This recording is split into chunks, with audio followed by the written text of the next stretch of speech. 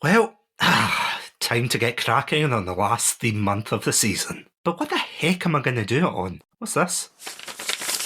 Satsu, this is Dan from Casting Views. You can tell because I'm reading this note. Oh, yeah, that makes sense. Anyway, I have the perfect idea for a themed month. Would you kindly come over to the Casting Views studios located in the middle of the English Channel? You can't miss it because it's literally the only lighthouse there. I don't know. Ominous summons are more of a game club pod thing, but, well, since he asked so nicely, I guess I better go check it out. Let me just grab my shoes and... Oh, what the... How the heck did I end up at the lighthouse already? 1 minute I was in my studio, and then the next... keep it together, Satsu. Do it for the podcast. Hello? Dan? Are you in that big gold ball with the lever? Come to think of it, what does that lever do? Uh-oh. I am Dan from Casting Views and I'm here to ask you a question. Is an indie podcaster not entitled to a huge and growing audience? No, says the bot spammers. That should come from paying us for 100% organic growth. No, says the podcast host platforms. That should come from paying us for advertising. No, says the celebrity podcast host. It belongs to the celebrity. I rejected those answers. Instead, I chose something different. I chose the impossible. I chose the PodPack Collective, a collective where the artist would not fear the spammers, where the podcaster would not be bound by paying for success, where the indie voices would not be constrained by the celebrity, and with the sweat of recording in a stuffy room on a humid day, the PodPack Collective can become your destiny as well. Welcome to Bioshock Month.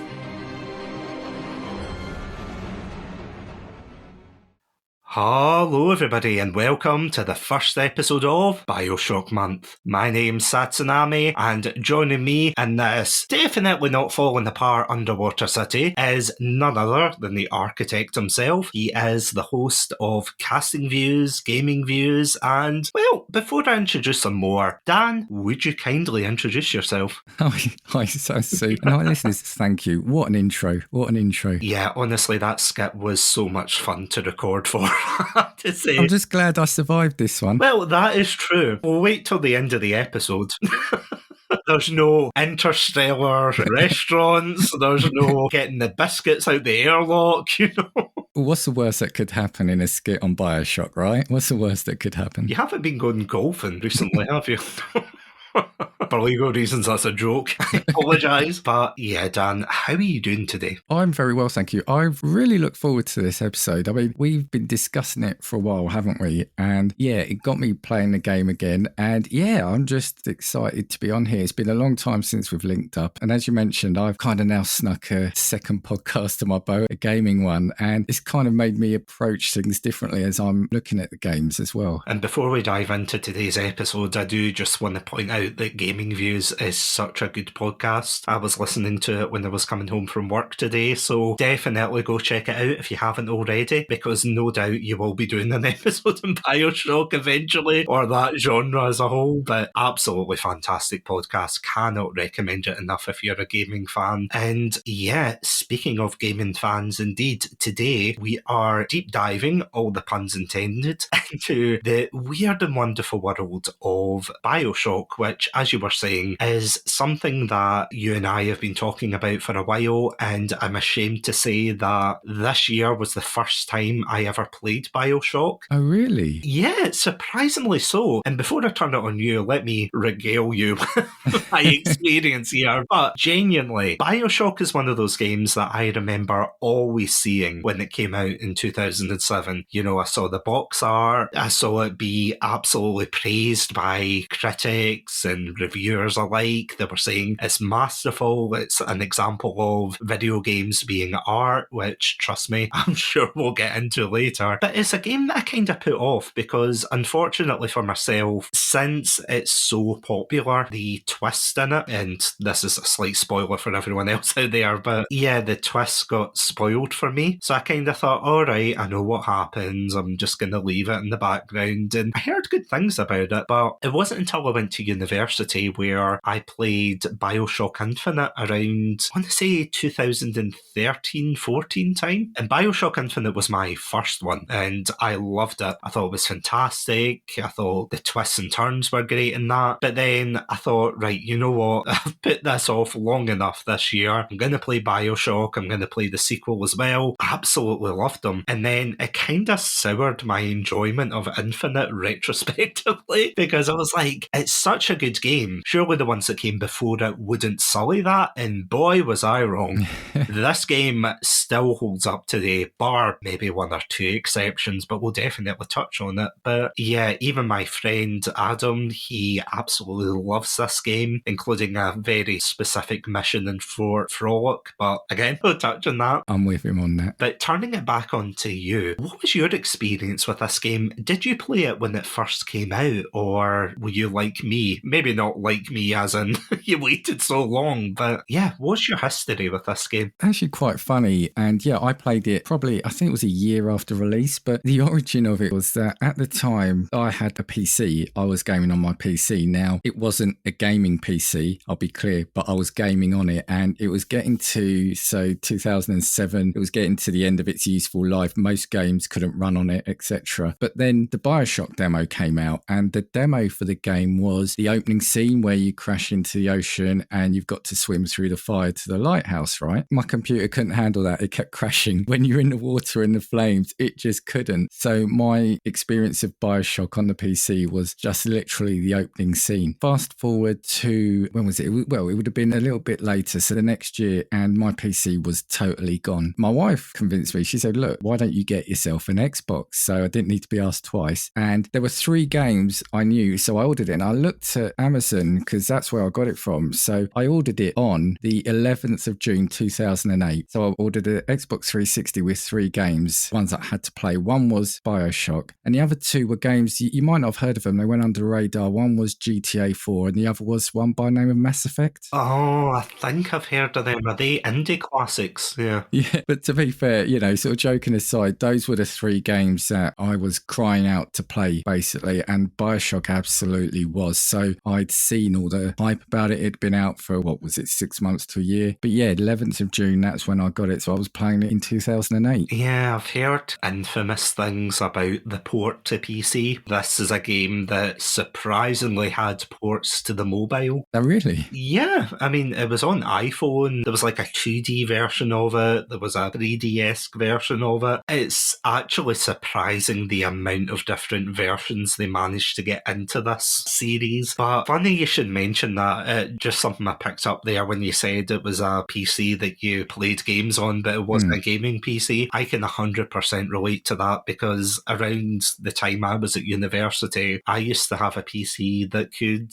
relatively run games okay, but it got so bad that I had to use bottle caps to, such a Fallout reference here, I had to use bottle caps to prop it up so that the fan wasn't blocked, but you could hear it from outside. You heard a brrr. One of the games, funny enough, that I played on it was GTA 4, but I always remember I got to, one of the most popular missions in the game where, spoilers, you rob a bank, but it's the bit where you go downstairs to the vault, but everything disappeared. So I could see everything but where I was supposed to be. So I was just running in thin air being like, I hope this is the way out, because I genuinely do not know if my computer's going to survive this. So I can sympathise there. But it's quite interesting that you played this roughly, or I would say roughly around the time it was released, and then I remembered that you said, ironically enough, much like the plane at the beginning, your computer crashed. Sorry, too soon. But yeah, this is honestly such a fascinating game, because it's a game that is quite unique in the sense that when we talk about it, and you'll probably know this being on Gaming Views as well, that a lot of people don't really look at it as much as a game anymore. I mean, obviously it's a game, but you see it as almost an artistic expression, and I know that sounds so pretentious to say, but initially you look at it, you think, oh right, it's just another shooter game, it's just another RPG-esque game, oh, let's get into it. But then the more you dive into it and the more you realise what this game's been inspired from and everything else, it's really quite amazing, isn't it? Yeah, I think you're right. I think the problem being, or not the problem, but back in the time, you didn't have all the resources available to you you maybe online, like all the history of it, the wikis on it. So you're spot on. You can play the game. If you pick it up for the first time, you can play through it kind of like an action shooter, and you'll have fun with it. I'm not going to say you won't have fun with it. You'll absolutely have fun, and that's no doubt exactly how I played it at first. But the more times you play it, the more you read about it, the layers that are there, and it might sound really pretentious, but it does feel like it's one of those examples where it's more than a game in terms of what it's trying to represent. And I think I said to you over DMs the other night that it's a shame in the sense of it's one of the games where you really do need to pick up the audio logs and listen to them. A lot of games you pick up the notes, etc., diary entries, and you can just discard them. But I think this absolutely cries out for you to find them and listen to them. I don't think that there were many games like that at the time, were there? Ones that had audio logs that gave you basically more information about the location and the settings and things, but maybe Morrowind, I suppose, or games like that, RPG-heavy games you would expect to find, a book about the lore of the world or things like that, but nothing like this, an action shooter game. Can you think of any examples? No, not off the top of my head. It would be, I think, as you said, you're looking at your classic RPGs, but again, they're generally books or diary entries, which even I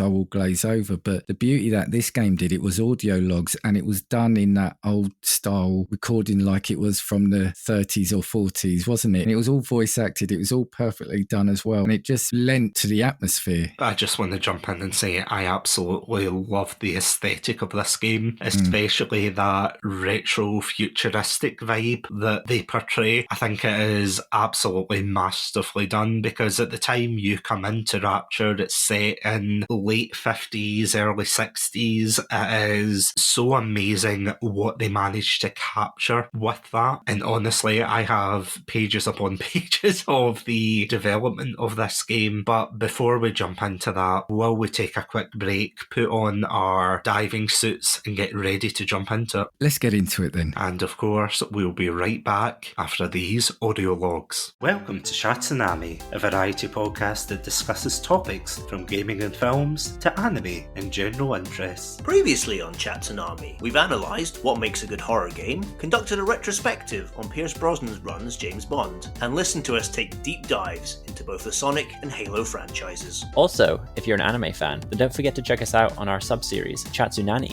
where we dive into the world of anime. So far, we've reviewed things like Death Note, Princess Mononoke, and the hit Beyblade series. If that sounds like your cup of tea, then you can check us out on Spotify, iTunes, and all good podcast apps. As always, stay safe, stay awesome, and most importantly, stay hydrated.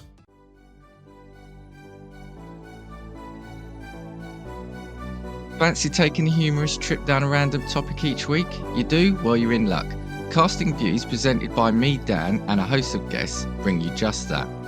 With topics from the world of entertainment, science, sport, and everyday life, there's bound to be a topic that's going to inform and amuse. Catch Casting Views every Sunday on all listening platforms now. Whew, that was a really long journey in that bathysphere, but we are indeed back and drier for it with these wetsuits on. Anyway, let's get into the game. So going forward, yes, there is going to be spoilers for the story. There is going to be spoilers for a lot of the gameplay and everything. So genuinely, if you haven't played this game and you're curious about it, please feel free to pause the episode, go away and play it, and then come back and listen to the rest of the episode, because genuinely it is an experience you do not want to miss out on. Dan, I've got the $1 million question to ask you down here. Can you summarise what this game is about? Just in that overarching thing. You don't have to get into the nitty-gritty details just yet, because believe me, we will be picking that apart soon. I think I can say it in one word. Relationships. Oh, okay. I think relationships, good and bad. I mean, you're not wrong. Oh, it's 3 words then. No, I'll add 2 more. Relationships and power. There you go. I thought you were just going to say 3 words, under the sea. Well, it is under the sea. Well, 6 words. Relationships and power under the sea. Brevity and all that, brevity, yep. I mean, we'll come on to it because, you know, you've got the whole twist bit, which I want to say before I forget, because you said you came to it spoiled, and by now everyone's going to know what the twist is. But for me, that's still not the biggest part of the game. Clearly, we'll come on to it, is Tenenbaum, the little sisters. And again, that's where I'm saying relationships. You know, it's a relationship you get with Atlas at the start. It's a relationship to Andrew Ryan. It's a relationship between Big Daddies and little sisters. I think that's where I'm trying to say, you know, I think for me, it's a one-word relationships. Yeah, because something you said at the very beginning of this episode was that you could easily pick up this game and play it as just a generic action shooter, because throughout the game you play as Jack, who at the very beginning is on a plane, and unfortunately the plane decides, oh, look at that lighthouse, and decides to crash. So you end up swimming to the lighthouse, you get in the bathysphere, you get just absolutely plummeted into the depths of the ocean, and then you come across this city called Rapture, to which you realise the horrors that have gone on here. And throughout the game you fight against the enemies of Rapture, and then you have to uncover this mystery. Why did the plane crash? Why can I only shoot my gun and not throw plasmids? Trust me, we'll get onto that. Things like that. You can play it easily like that and still get some kind of surface level enjoyment out of it. But I feel as if the strongest part of this game, as you were saying there, the fact you didn't even say, oh, it's fun and memorable or anything, the fact that you went for relationships just speaks volumes about this game. Would you say that, though, that the story is the strongest element of this game? Yeah, absolutely. And again, this will sound a really strange thing to judge it by for your listeners, but it's a game that my wife will follow with me. My wife isn't a gamer, but if there's a game that's got a good story or elements to it, she will turn around and watch it. She'll stop whatever she's doing to watch those scenes, to listen to that part of the game. And yeah, Bioshock was one that she got invested in. So if I was to step outside of the fact that I'm a huge fan of it and have played it multiple times over, just under 20 years now, it's the fact that she will watch it and, you know, we'll come on to it. But the ending got her a little emotional, depending on which one you get, obviously. So yeah, no, absolutely. And the more you dig into the story, I did some more digging for this episode, and there was stuff I was learning about the game that I hadn't picked up. And yeah, for me, it's an incredibly intricate and well-woven story. And whilst elements of it have no doubt probably taken it from elsewhere, and a lot of games have subsequently done that, and, you know, along with rug pulls, it's done really well in the game. And especially well when it's quite a solitary game, isn't it? You're not on your own. It's not, when I say lonesome and solitary, it's not that you're on your own in there, but as a character you don't speak, and the main protagonists that you deal with you see very little of. It's generally the enemies that you come across, isn't it, and the little sisters. So it's not that you've got a cast of characters that you bond with. Like you said, it's told through those audio logs, it's told through the two-way communication you get while you're going through the game. It's told by scribbles on the wall, graffiti on the wall, often in Splice of Blood, but we won't go into that. Yeah, it's just an incredibly well done story in an incredibly well done game for me. Because that is something that is absolutely fascinating about this game. If you look at the cover of it, and I can hear the Pandalorians in the background typing furiously into Google, Bioshock 2007 cover, but genuinely, go look up the cover. The thing is about games around 2007 was that they always had some kind of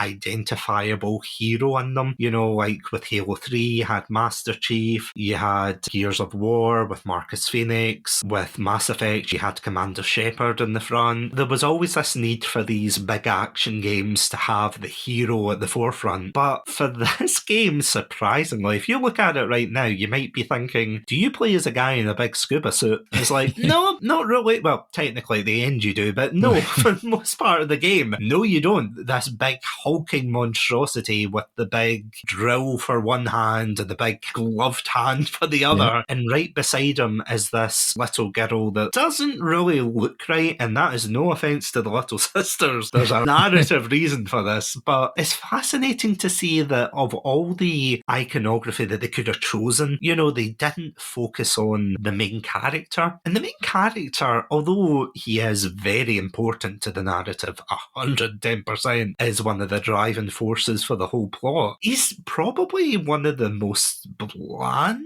out of them. He has maybe one or two words at the very, very beginning in the cutscene, but that's it. As you said, he doesn't really speak after that. There's no dialogue box that pops up. There's no interactions where you, as the player, has to reply immediately or reply at all. So he's a somewhat blank canvas. It's like Schrodinger's protagonist. It's like he is the most important part of this game, yet he doesn't really have a personality, does he? That's the thing, that's what I was going to say to you. And I think I voiced my displeasure for a lot of silent protagonists in games, especially in the modern day. I think in the past, it was a constraint thing potentially. But yes, in this game, Spartan nailed it on the head that, your character, you could be anyone for 90% of the game. And there is no development in that sense of you. But the way the characters, a couple of them specifically, react towards you and the cutscene at the end, you tell me that there isn't that emotion there. So even though, like I said, for 90% of the game, 95% of the game, you are just a voiceless killing machine, it still conveys that element that you are a really important person in that world. Yeah, because usually when they incorporate a silent protagonist, it's to give the player an outlook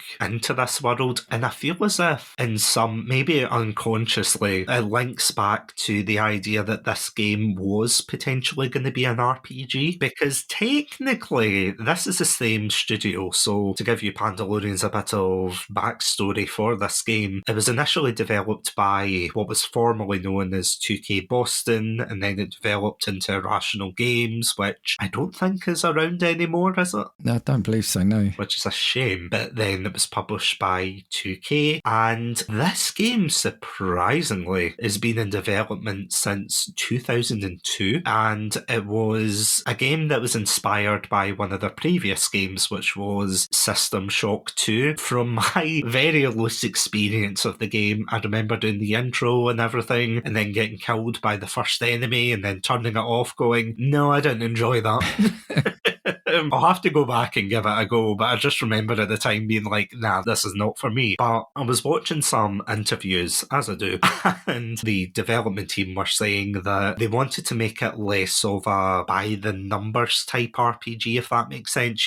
Someone rolling a dice off screen being like, oh, did you actually hit that person? Oh, let's see. Which, weirdly enough, is something that put me off a Morrowind, but that's a rant for another day. So there was more of an emphasis that they wanted a somewhat actiony game, and there was a lot of very core concepts. I don't know if you've read this, but it's absolutely fascinating that this game originally, when they were trying to think of where did they want it to be, they were planning on doing it in a more sci-fi setting, on a spaceship, cough, dead space cough.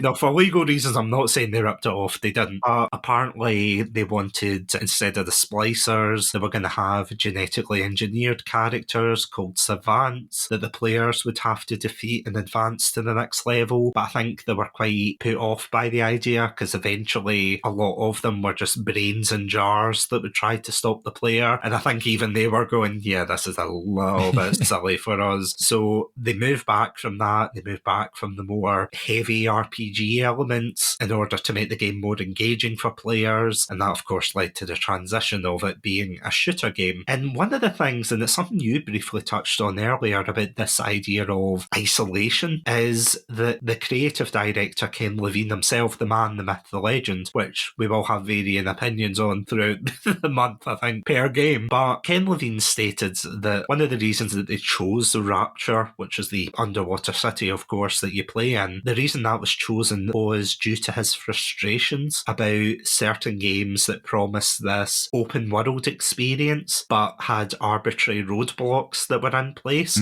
So like, for example, if you were in a game set in New York or whatever, a bit like Spider-Man 2, that's the perfect example, where it's like you could only go so far in the city. I think, granted, they did an amazing job back then for that game, but there's only so far you can go before, there's a police roadblock, or they don't even hide it, they just put invisible walls. So therefore they wanted this idea of an isolated underwater city that was in an alternate future, because Levine felt it was more relatable to players rather than shooting them off to Mars or planet Bioshock. Yeah. I do think that's quite a good point though, because see if this was set in a more futuristic setting, would you, and by futuristic of course I mean hardcore sci-fi away in the planet or on the Ishimura, for example, would you have found it as compelling? It's a difficult one to answer, isn't it? Because it's hard to say, would you not have enjoyed it as much? What I would say is, because you're right, so it came out at the time, because I'd already said at the start that I got it with Mass Effect, and Dead Space was around that time. The sci-fi genre had been done right. This worked really well for me because it was, so,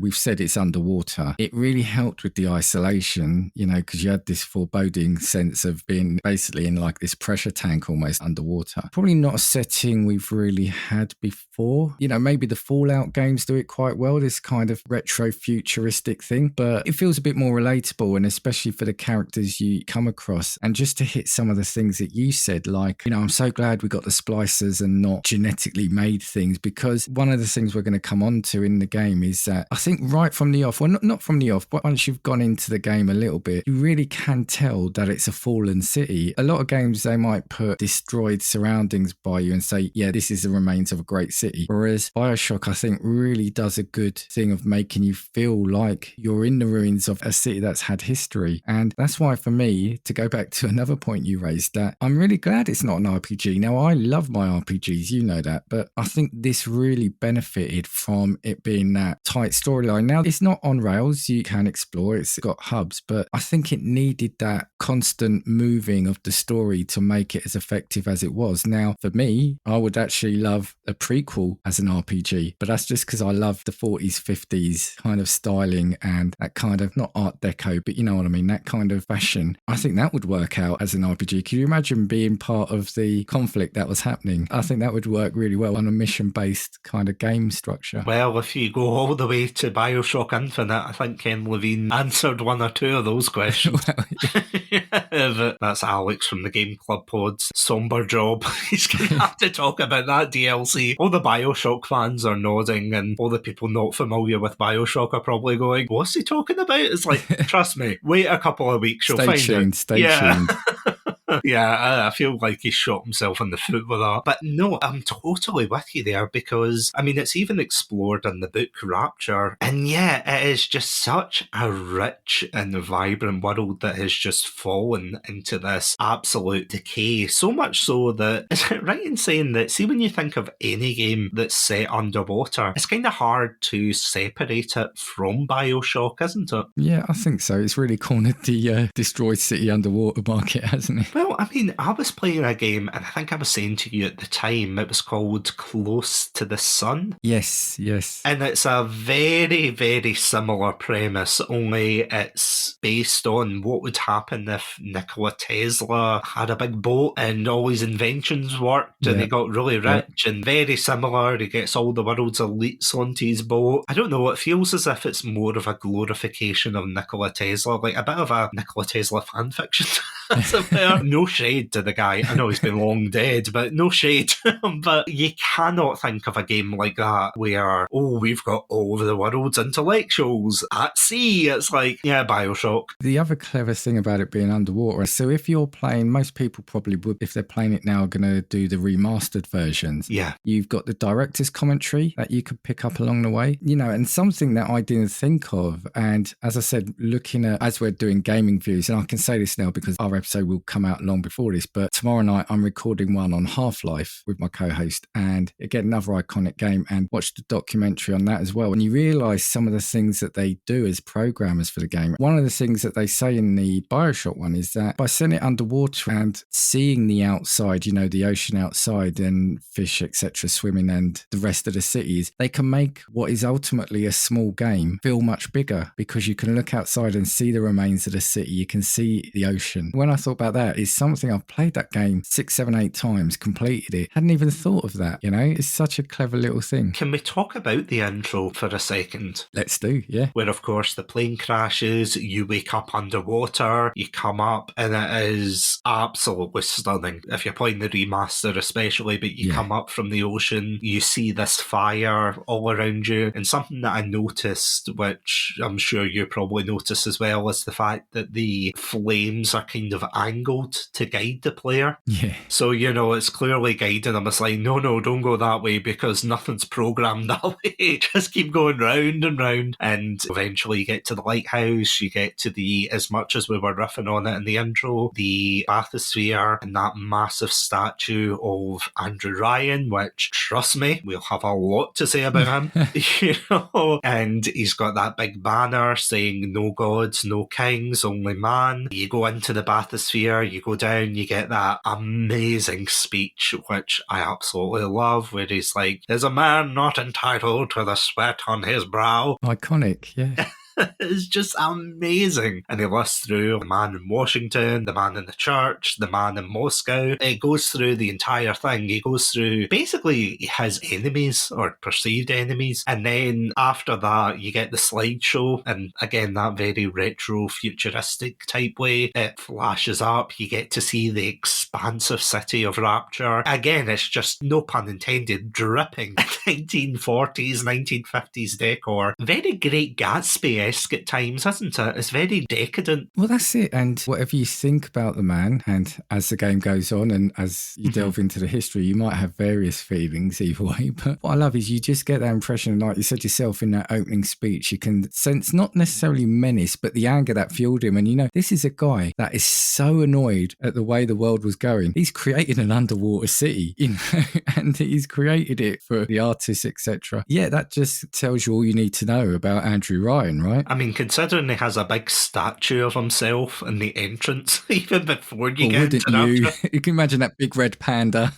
True. I'm going to have to commission that now. Yeah. He's going to love this.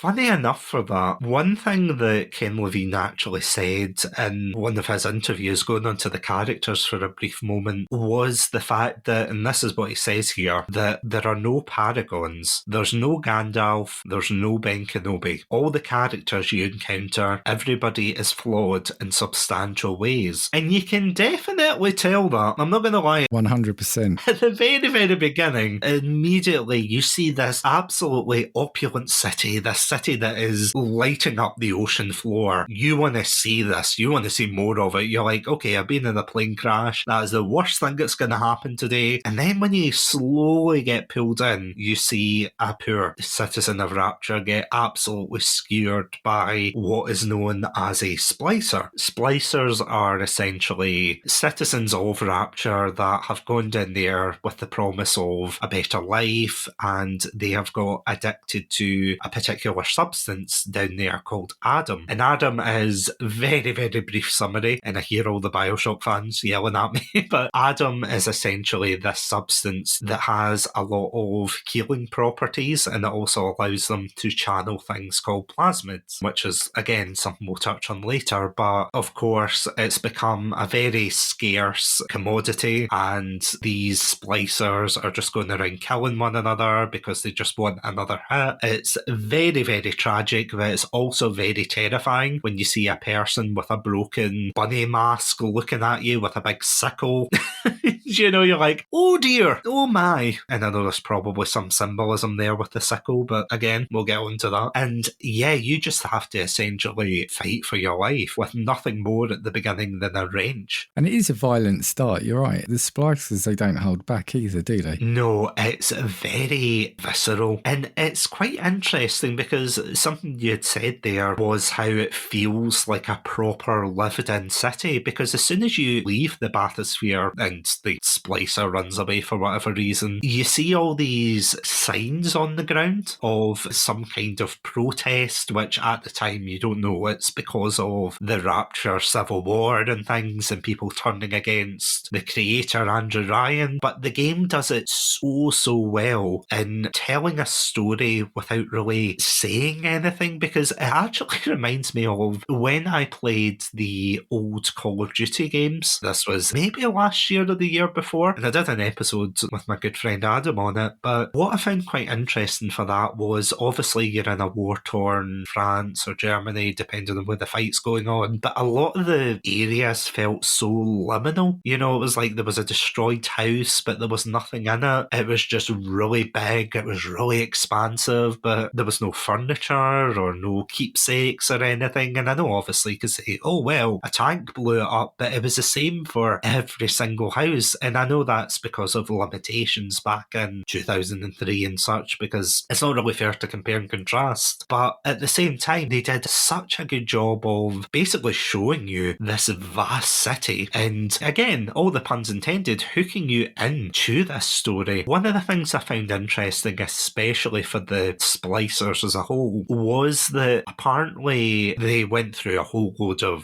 redesigns, as you were touching on there. If you go into the museum, which is a fantastic edition, if you play the remastered edition, you can go into the museum and you can see all the different concept art and all the different models that they had for old splicers, some of them better than others, and there's some very choice names which I won't be repeating on this podcast, but really fascinating to see the development process. That was one of the things that in that interview they had touched on, that the more common splicer villains were initially just these genetic monstrous humanoids that had mutated purposely, so there wasn't really a tragedy to it. It was just, oh, we're hooked on Adams, so therefore let's rip our arms off because we don't need them, kind of thing. It was a bit too over the top. There wasn't that angle of humanity. I think that's what I was saying a little while ago about why I was pleased that they chose a setting that it wasn't in space and that they had splicers instead of genetic mutations, because as you said, these are citizens, these are inhabitants that have slowly gone deranged from this drug ultimately that they take, and apart from the fact that they're trying to rip your throat out and kill you, there is, I think you said it, there is this sadness behind it, because you could see that these were at one point people living in a city, because they're also repeating, when you're wandering around, they're saying normal things almost, they're saying random things at times, but it's almost like they've got that foot in the past, haven't they? And it's just that you can see that it was that fall of the society that's turned them into this, but they're still in that city, they're still almost like it's what it was all those years ago. It's like they're still living that life. Isn't that how you meet your first splicer that you fight, and it's like the shadow on the wall and it's the woman rocking the... Yes. Yeah. It's like the pram back and Yeah, forth, yeah. And that terrified me. I mean, granted, it's spooky,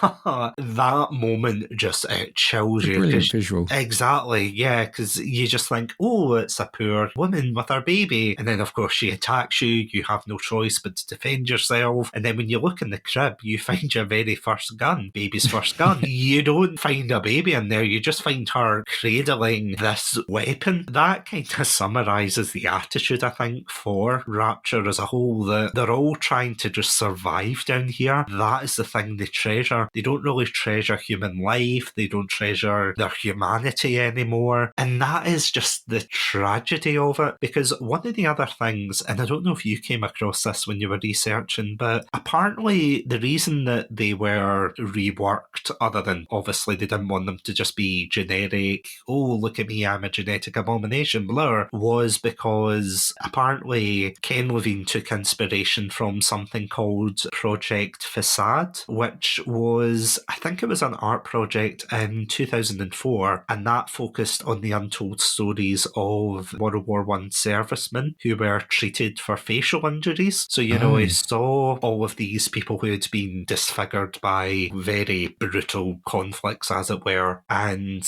it partly took that inspiration for the way that the splicers looked. And I thought that was just so heartbreaking, because, I mean, you don't have to listen to me say, oh, war is terrible, absolutely, but, I mean, especially for World War I, that was just that absolutely senseless mass slaughter of young men in every single country that was involved. There was no winners in that, as you know, but to draw parallels between people who have gone out, they've experienced this horrific event, come back, tried to live a normal life, but they've got this permanent reminder on themselves that it basically says it all, that they have been through this and this is the price they paid for that. And it almost feels as if a parallel can be drawn here, that these people have come down to Rapture for a life of opulence and, oh, let's be the best compared to what we would be on the surface. Of course, unfortunately, unfortunately they have had to pay for that. Obviously not superficially with just their looks, but who they are, to the extent that they've almost been turned into these, I would honestly go as far to say, victims of Rapture, even though they're trying to kill you, of course. Well, this is it. I mean, exactly everything you've said is ultimately, yeah, they may have been the wealthiest and more select of society from above the ocean, but imagine a world where your world is taken away from you. And that's what's happened because, you know, as we'll know in this, and even more so in Bioshock 2, almost said Mass Effect 2 there, that's that was a couple of months ago. In fact, no, that was last year. Good Lord. It was last year, yeah. You know, even in Bioshock 2, there's a few more. This is a city, these are people where their world was taken away from them, and now they've got to fend in this, well, dilapidated, gone to pot world now. So I guess they're trying to survive the best way they think they can, right? Absolutely. That's the thing, because dialing it back a bit to give a bit of context for Rapture, I can't believe we've spoken for so long without going back to Andrew Ryan, but honestly, there's so much to talk about. With Andrew Ryan, the reason he created Rapture, because again, people listening to this not knowing much about Bioshock must be thinking, that's a bit crazy. But the reason that Andrew Ryan, so initially he was a citizen of the Soviet Union, technically pre-Soviet Union. He was born in Russia, which then evolved into the Soviet Union. He saw the brutality of that regime. He escaped with his family to America. He adopted the name Andrew Ryan, kind of similar to another person that we will be touching on, the philosophy, of course, that inspired this game as well. But yeah, he ended up going to America. He became a very wealthy capitalist. He had hundreds of business ventures, but then, of course, there was a lot of overreach from certain, let's say, interested parties. Like, my favourite story is when he had this whole forest that he had bought, and it was his personal retreat, but then I think a group wanted it to be nationalised so it could be a park and be enjoyed by the people. He, of course, took absolute objection to that, so much so that he burned down the forest because the government was going to take it anyway. So he thought, nah, what's the point of me earning all of this if I can't enjoy it for myself? Just as well, this is all set in a fictional world, right? And these are fictional ideas, isn't it? Do you smell smoke as well? But yeah, so eventually the straw that breaks the camel's back, as it were, is of course when he sees the employment of nuclear weapons during the Second World War, and he realises, oh my god, this is a brutish society, we have to get out of here. So he says, you know what, I'm going to divert funds to this secret project under the sea, and then of course he creates Rapture, and he decides, let's get all of the intellectuals of the world without any overreach or anyone kind of plucking their share when they didn't earn it. It's something that you actually touched on earlier, and it sounds in theory a good idea, but we're going to find out very fast why it's not a good idea. That, of course, leads to, and do you mind if I go into the philosophy? No, go for it, yeah. Because trust me, this is probably going to be a huge chunk, but there was a lot of inspiration, as I was saying, behind this game. In terms of the aesthetic, I think Ken Levine had said that his visit to the Rockefeller Center was a huge thing, especially the big statue of Atlas. Yeah. I think the Rockefeller Center, if I remember correctly, it was built during the Great Depression, 20s to 30s, and nobody wanted to put money into it, so the person who was funding it decided, you know what, I'm going to put money into this against all odds. The old American underdog with too much money kind of story. I'm underselling that, of course, but that was the inspiration in terms of the aesthetic of Rapture. But there is a good few authors that Ken Levine and the rest of the team took inspiration from, such as Aldous Huxley, who wrote Brave New World, George Orwell, who wrote that indie book 1984. I'm sure you probably haven't heard of it in this day and age. Surely not as an idiom. Of course, they contributed, not personally, but their work contributed to presenting the dystopian narrative of Bioshock. But the most prolific one, and it's the one I've been spamming you about for all this time, was Ayn Rand, who is, again, I was kind of semi-joking there facetiously, but she is almost a parallel to the ideals of Andrew Ryan. And apparently, if you look at Andrew Ryan's name, you can get an anagram that says, we are Ayn Rand, which I thought, okay, that's pretty funny. She wrote a lot lot of, let's say, door stopper books. Huge, aren't they? I actually want to get them, but they've been quite pricey when I look for them. See, I was going to listen to it on Audible, and then it was like hundreds of hours, and I thought, how long is this damn book? Because she wrote Atlas Shrugged, The Fountainhead, those books, and they are meaty books, you know, they are absolutely massive. But one of the things that contributed really significantly to this game was this idea of objectivism. Now, before I deep dive into this, had you ever heard of this before? Probably not as a specifically named thing. Yeah. Yeah, probably not as a named thing, but probably taking it in through various media, you know, sort of TV or books beforehand, yeah. Yeah, I'm probably the same, to be honest. It's one of these things that's probably walked by me and I've just been like, oh, right, objectivism, yeah, fair enough. But yeah, the core tenets, which were of course developed by Ayn Rand herself, is a philosophy that emphasises a number of things, such as, this honestly fascinated me, I just went down a rabbit hole with this one, but the idea that there is an objective reality that exists independently of human perception or wishes. So the thing that I always thought of was, if you're looking at a tree and it's like, if you need firewood, Dan, and you say, oh, I see that tree for its wood, and I'm hungry and I see the apples on the tree, I go, oh, I see that tree for food. But at the end of the day, the tree's the tree. Our perception of it doesn't really change, well, until you bring out the axe, but that's another story. But the tree exists, and yeah, by that extension, there is an objective reality to which we subjectively perceive. And the other part is that reason is the primary means of understanding this reality, and then that guides our actions as human beings. In particular, and this is where we get to the juicy bit, there is an intense emphasis on individualism, so that individuals have the inherent right to their own lives, their liberty, and pursuit of happiness. Sound familiar to Andrew Ryan?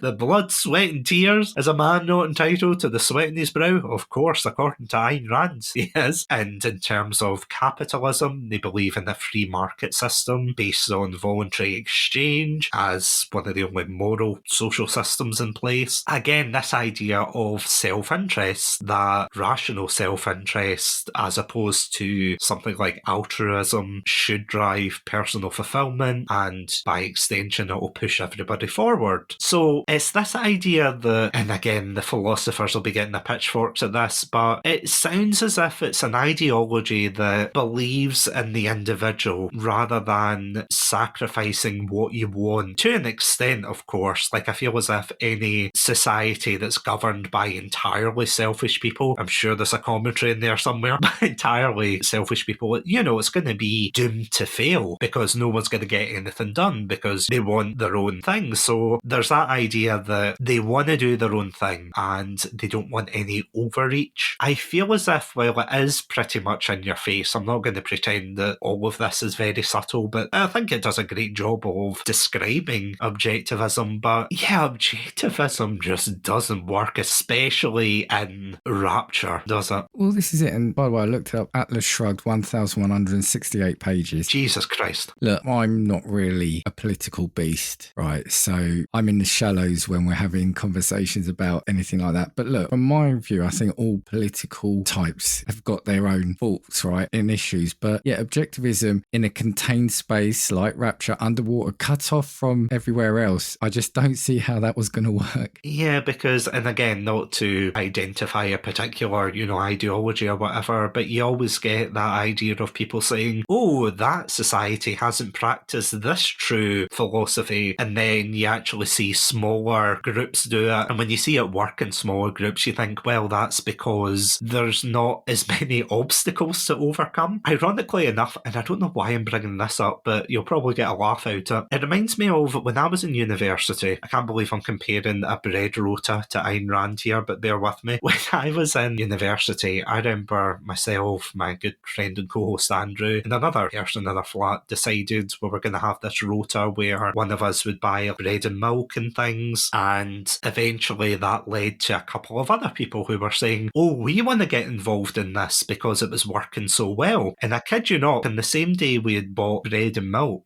half of it was gone already without us touching anything at all. And I'm not comparing the greed of a student to this, but it does feel as if, obviously, the more people you're going to get involved in this with, ironically enough, individual values, the more issues you're going to come across here, because it's almost a paradox in itself that he wanted a society where people weren't constrained by bureaucracy or morals or ethics. It's like, as long as you're getting the job done, that is A-okay to Andrew Ryan. But then, of course, when other people pointed out, especially his rival, which we will get on to, Fontaine, who points out very clearly, well, someone has to scrub the toilets. There has to be this almost underclass that serve the upper class. So essentially all you're doing is you're taking society and you're transporting it under the water and you're not having these safeguards in place. There's huge arguments about, oh, whether this system works, whether that doesn't. But at the end of the day, without that entirely, without that system of governance or things like that, you're either A, going to repeat what the surface has done, which ironically enough is what Andrew Ryan does. It becomes this paranoid totalitarian dictator, as it were, to send his hired goons, his police squads out there to basically arrest all dissidents. And that's why we later get the civil war between himself and another industrialist called Fontaine, who, of course, he objects to that as well and says, well, there's lots of poor people in Rapture. This is supposed to be a utopia. He's not perfect either.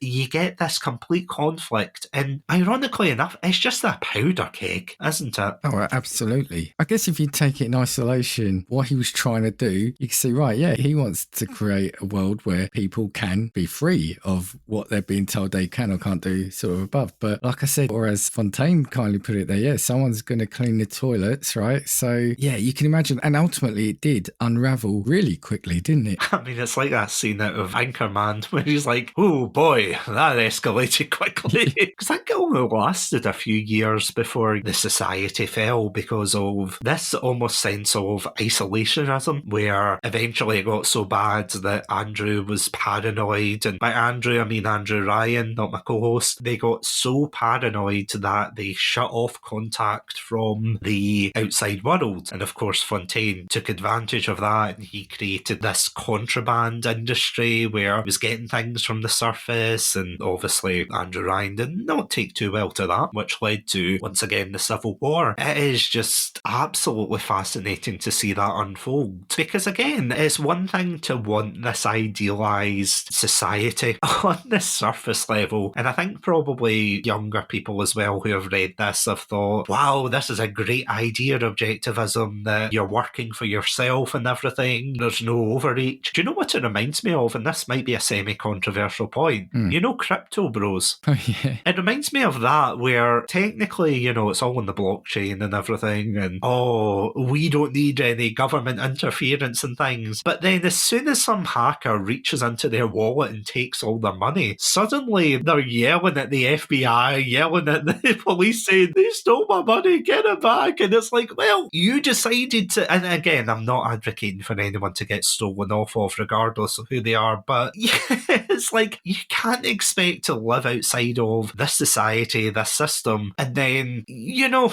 expect How help. wonderfully opposite. I love that. You're comparing blockchain to Rapture. I love that. It's so modern, isn't it? If we did this episode 10 years ago, that wouldn't be a thing. You know? But that is the thing, though. It's like this system outside of any government reach and things, because it's exactly what Ryan says. I think it's his first speech to you. Well, sorry, his second speech directly to you. And I love the bluntness of him, where he's like, which one of the bitches sent you? The KGB wolves or the American jackal? And, you know, he goes on and he just sounds like an utterly, I mean, obviously he's mad. He built a city under the ocean, for God's sake. But that's the thing. They do portray him really well as that overarching villain. He's just so angry right from the get-go, right? And all I will say is he's one of the villains, right? But the voice messages you get from him get increasingly more aggressive, increasingly more kind of visceral, don't they? And demeaning, ultimately, the way he's talking to you. Yeah, because he has no regard regard for you whatsoever. He just wants to know why you're here, because obviously nobody new should be in Rapture, and considering you survive some of the weirdest stuff in this game, he must be thinking, holy hell, it's Jack Bourne, who is this person? Yeah, and Andrew Ryan is alluding to that, isn't he? He keeps saying throughout, almost like, are you not amazed by the set of coincidences, the set of circumstances that have brought you here? And he repeats that line, doesn't he, a number of times, especially in that famous scene, a man chooses, a slave obeys, because ultimately you've landed in this world and, you are just blindly following this Atlas chap, aren't you? That is such an interesting dynamic as well, because the thing is about this game is that we talked a lot about the splicers there, who are kind of the primary antagonists that attack you. They're the grunts and things. They're the ones you have to kind of weave in and out. You've got Andrew Ryan twiddling his mustache in the background and everything. And then you've got other people who are also kind of playing the system. And it goes back to that Ken Levine quote that there's no Ben Kenobi in this. There's no Gandalf. There's not any paragon of virtue down here. There's no one who says, oh, I'm the righteous one. Everybody is down there for their own selfish reasons, whether that is to have a better life for themselves, whether that is to be the master of their crafts. And trust me, we meet a lot of them. Sadly, we have Sander Cohen, who is just an absolute psychotic thespian who wants you to basically hunt down victims of his and then snap a pic to show him, and then he can put that up as his magnum opus, which is absolutely horrifying. It is vile. It is nasty. It is, but for me, please don't read into this, but it is one of the better missions of the game, I think, because of that, because there is that. Now, I'm going to say character. Now, don't come at me, but what I mean is, everything else is quite, as I said, a lot of the story is told through radio messages, the audio logs, etc. Here, you've got someone who almost is still enjoying, is reveling being part of this, or probably almost more so now. It feels like he's enjoying it now in this kind of state. And yeah, it is very twisted, but there's an element of that character being almost larger than life. And yeah, I found that to be it's definitely one of the more memorable elements of the game, but I think it comes at the right time as well. And as you said, you've got to take pictures, you've got to kill not his enemies, I think they were his proteges, weren't they? You got to kill them, take a picture and put it up on the board. If you extrapolate it to the nth degree, it's like, what is art now? Anything can be art. For him, art is pictures of his dead foes, which is terrible really, but in that game it fits so well, doesn't it? I completely agree with you there, 100%. But the worst bit about it is he gamifies the process. It's like Sander Cohen says, yeah, go kill these people, and if you do it, I'll give you a wee treat, and you get things like the crossbow and certain items, and it's absolutely horrifying because, again, this is a game. This is a shooter game at a technical level. Yeah. But my God, he is basically patting you on the back for killing these poor people, taking a picture of them, hanging it up on the wall, and there's a kind of twistedness for that he is seeing beauty in this world, this society that is essentially crumbling all around him. Yeah. And later on, I think you can go up to his apartment and things, and he's still living as if he is this artist, as if he's,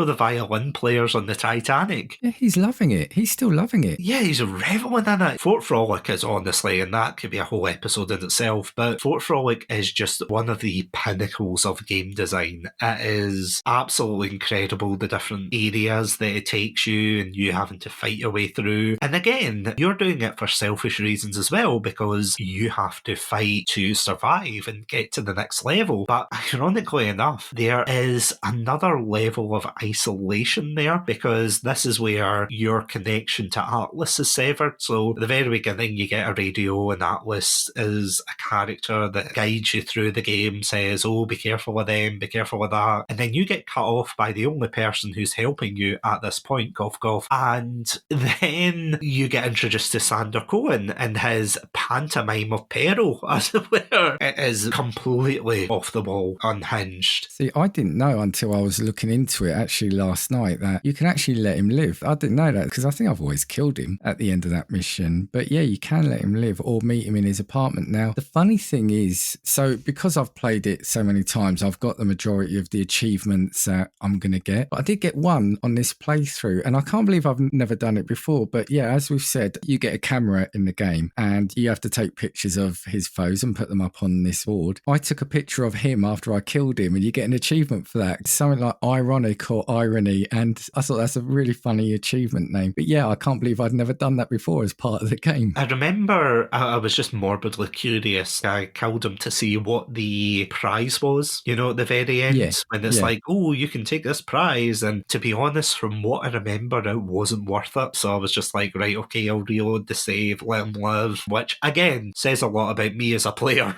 I was like, yeah, it's not worth it, let him go. And then I moved on with the game. But the whole Sandakoa mission, though, goes back to what you were saying about, is there any innocent characters in the game? Because even your character, you've just crash landed, right? And you're blindly following this atlas. And, you know, you are now killing people because someone else is telling you to kill them. And you're gladly doing that because you've got to get to the next bit, you know, all under this thing that you're trying to help Atlas find his family. Now, ultimately, that makes you as a character. And I know there are layers to why you're doing that, which we'll come on to. But, you know, you can't say your character is without fault. I guess the only ones really have got to be the little sisters, right? Yeah, I would say so. The big daddies, I can't remember, what do you say? Yeah, I would say the little sisters probably, and thank you for that because that's a perfect segue to go into talking about these. Yeah, the little sisters are super, super interesting, see, especially for the development of the game behind the scenes, because I think that when they were developing the game, they always wanted the big daddies in the game, or rather, I think they named them protectors. So they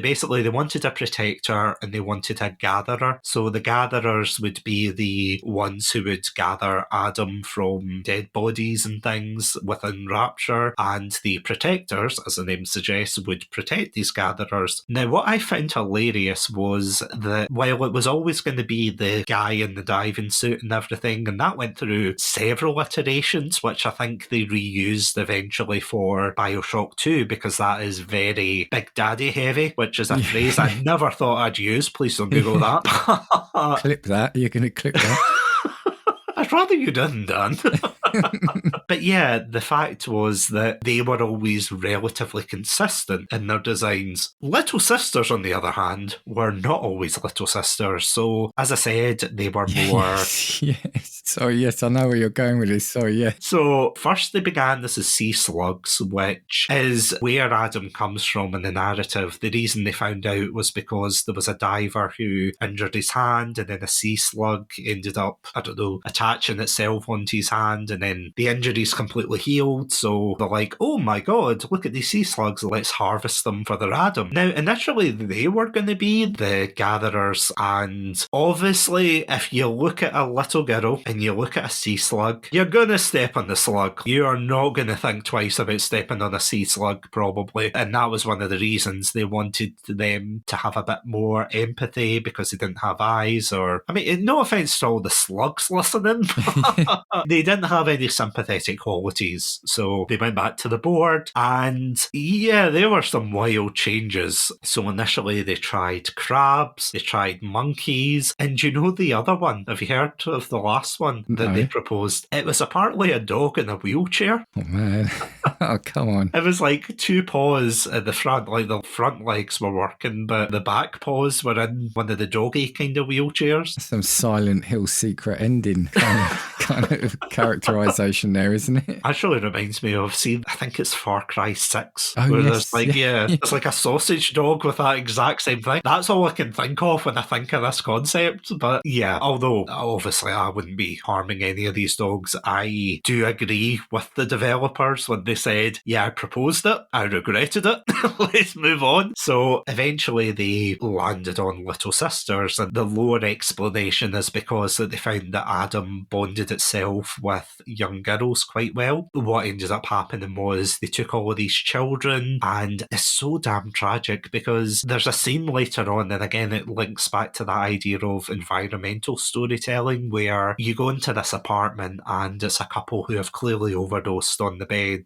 and again you pick up an audio log and you hear about them talking about their young girl, I think it's Misha or Masha, and she has been completely turned into one of these monsters, well, their word words, not mine, but this completely different because obviously, although the game does look a wee bit janky even when they turn back to normal, because sometimes I look down at them and they look like something out of Alice in Wonderland, and I'm like, please climb in the vent and don't look at me again. But it's that idea of obviously innocence, and you wouldn't want to hurt them. You have to have this moral dilemma. Yeah, and this leads me on to one of my criticisms, I think, of the game. I think I'm going to agree with you on this, but sorry, go on. So the sea slugs did stay, because if I'm right, they had the sea slugs were basically, weren't they inserted or they were merged with the Little Sisters, weren't they? I think they had the sea slug inside them. I mean, the whole Little Sister thing is just tragic as well. There's a lot of conditioning, a lot of brainwashing, because they see Rapture as it was, don't they? So somebody might look at it and say, why is the little girl just running around all this death, destruction without any issue? But they're seeing the world as it was. So they see the splicers as normal inhabitants. They see the dead splicers as angels, don't they? The blood as petals, I think I read. So it's an incredible backstory to those as well. But my criticism is you find these Little Sisters roaming around with the big daddies and you can leave them alone, right? I think you're forced for the first one to intervene. And the clever mechanic, what I do like, is that the big daddy won't attack you if you leave him or the little sister alone. But the minute you go for the little sister or the big daddy, they'll attack. And then when you've destroyed the big daddy, you've got an option to rescue the little sister. So I think one of the characters, Tenenbaum's given you a plasmid where you can extract the sea slug and effectively kind of return them to normal, although they still have a bit of their conditioning left, or harvest them. Now, two things. If you harvest them, you get more of the Adam back. You get better reward effectively. But I would say two things there. One is the fact that they've made it like a little girl, like what do we say, about 6 years old, 8 years old, something like that? Yeah, I would say so. Well, I mean, and probably some people will, and I'll probably do it to see what happens.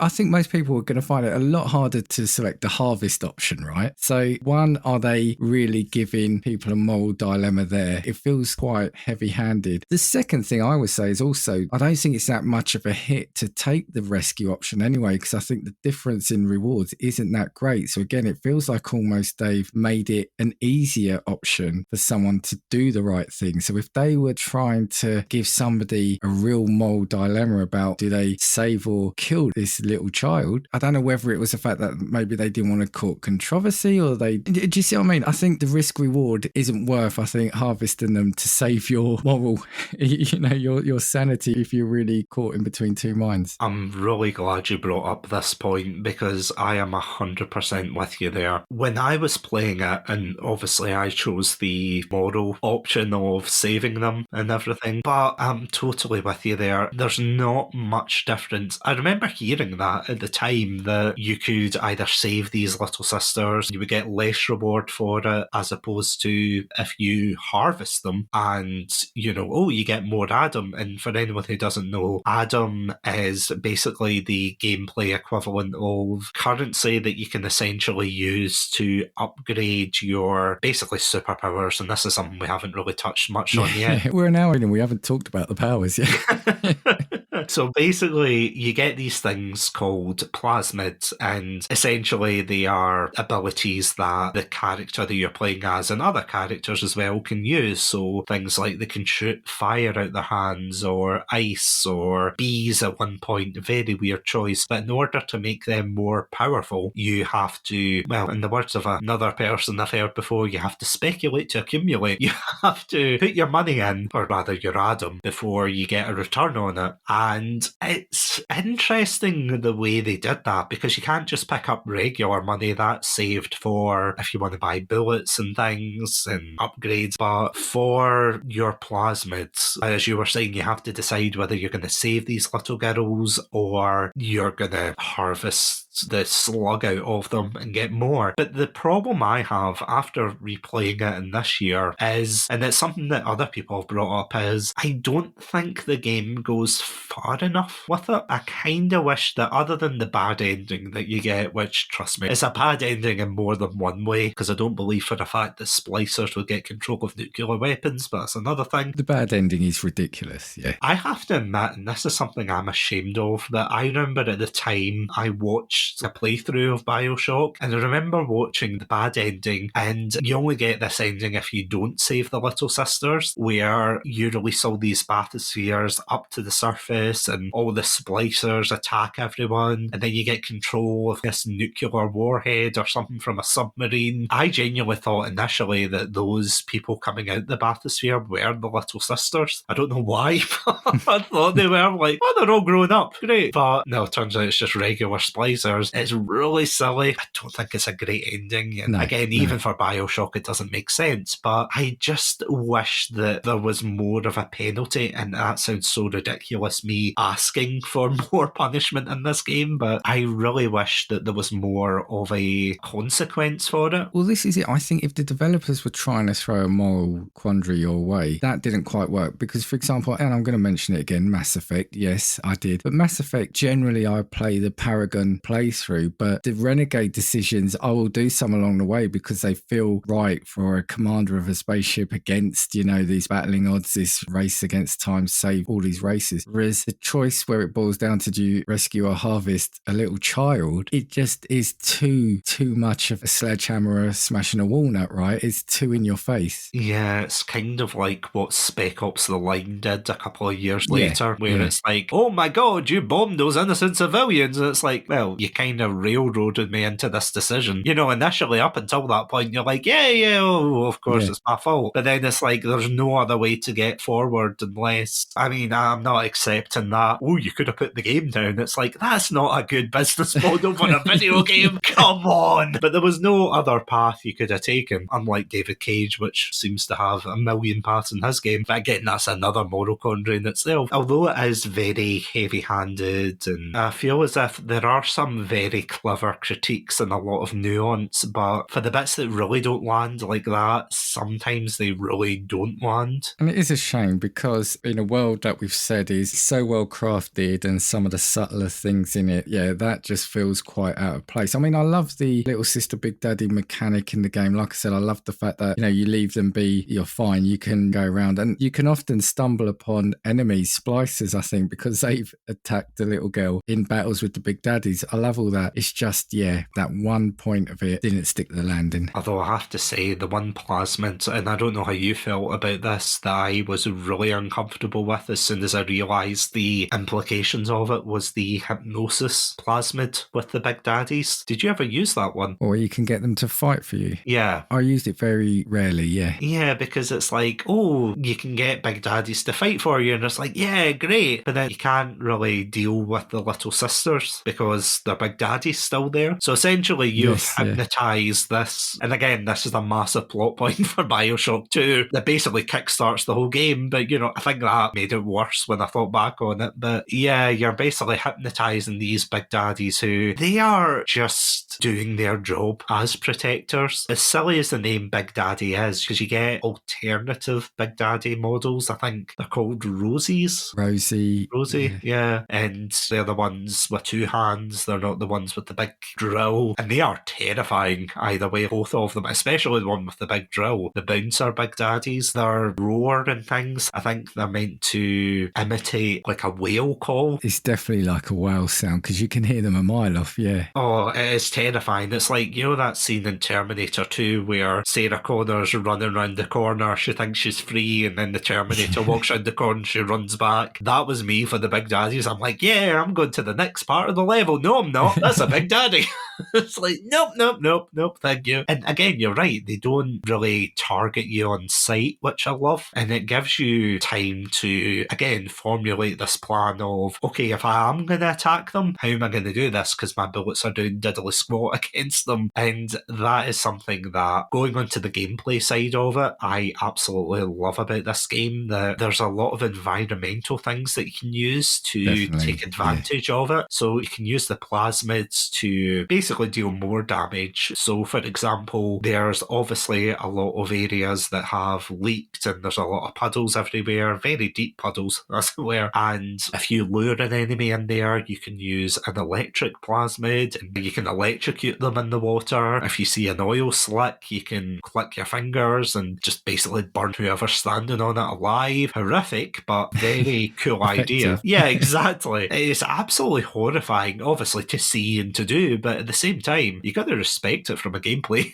side. You're like, oh, that is really, really cool. There's all these different kinds of ways that you can dispatch enemies and essentially use your skills. The only downside, and it's not something I really thought about until I played the second one, is that you can't really use them at the same time. No. So you can't freeze someone. It's basically like you can freeze someone, then you have to reach into your backpack and get the wrench and then leather them till they smash. But yeah, you can't dual wield. That was my number one things I didn't like. And do you know the funny thing is, I remember, and again, I'm going to mention Gaming Views, my co-host there, Dan. I remember I was working with him at the time, and we were talking about it even back then. That I remember us seeing it as a criticism back then that you couldn't dual wield, because Bioshock 2 you definitely can. So you can use your plasmid and the weapon at the same time. It just feels, especially nowadays, if you're playing it, it just feels that little bit clunky, doesn't it? Yeah, I still think it holds up. Don't get me wrong, but yes, when you play the games that come after it, especially 2, I think the story for the second one isn't as strong because it heavily depends on the first game. But in terms of gameplay, it is miles ahead, especially for, and this is another controversial take here, what's new, but the hacking mechanic. Yes. I've got to ask, see, personally, I actually did not mind them. I definitely minded the ones that went far too fast for my liking, but... Yeah, in the first game, so if you haven't played it, it's, again, I mentioned this on mine, it's like the game called Pipes. There used to be a game called Pipes, and it was a game in itself. I remember on my Amiga, I had a game that was the core concept of the game. So yeah, you had to, basically, fluids starts coming out of a pipe, doesn't it? And you've got to build a route through to the, well, let's say exit, but the destination part where the outlet's got to go, but you've got to uncover the right pieces, and then obstacles will appear and you've got to work the pipe around that. I think it's brilliant and it's a fun little game, but like I said, there are some which are just impossible, right? Oh, absolutely. Well, unless you get the tonics, which is another thing, right? The plasmids and the tonics, that helps with the hacking. But yeah, it's a fun little diversion. I like that, yeah. Yeah, because touching on what you said there, the tonics in the game, you can tell that was definitely a leftover, well, not leftover, but probably leftover from the concept of this potentially being an RPG, you know, because as you said, you can use tonics. Passives, aren't they? Yeah. Yeah, you can use them to basically buff your character, whether it's more damage dealt with the wrench or you want your guns to be more effective against certain people. And don't get me wrong, you can still do that with the camera. As you were saying, if you take a picture of someone, then it gives you bonuses against that particular type of character, which honestly, it made me feel like Peter Parker. I was like running around just snapping pictures of Spider Splicer over here. And then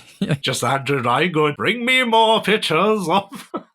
But you see, the camera bit, I like the idea of it. I like what they were trying to do there. So yeah, you can take a picture, get weakness. But I didn't like it. Going back to it now, I probably didn't see it as an issue when I first played it, first couple of times. But now it's, as you said, especially because of the whole not dual wieldy, you've got to get the camera, you've got to take the picture, then you've got to change to your weapon, and then you've got to single wield the plasmid and the weapon. And it just now, in a game that generally is quite fast and smooth in the battles, it just adds that extra delay, doesn't it? Yeah, and especially if you're trying to outrun those turrets, because their whistle is ingrained in my mind right now. Yeah. When you hear them buzzing overhead and you're like, oh my god. Usually I would just smack them out the air and then try and hack them as best I could. And you know, you'd have an army of them just following you like, woohoo! Yes, like, yes, let's go! Sadly, I couldn't take it to the final battle, but yeah, there's definitely a clunkiness to the game, and I'm not saying that is an overly detraction from the game, because it is made in 2007, the initial development was 2002, so there's a lot of things that would have changed between then, but at the same time it did kind of feel as if it was quite, again, clunky, but I'm glad that they found their footing for the second game. Yeah. That they decided, oh, we're gonna let you dual wield and make it a bit more faster paced, and that game has its issues as well, of course, what game doesn't, but yeah, you're right. And it's quite bad when the wrench is one of the best weapons in the game, because that is the very first weapon. That's supposed to be the desperate measures weapon. But when you can actually upgrade it and then smack Big Daddies in the backside with it, you're like,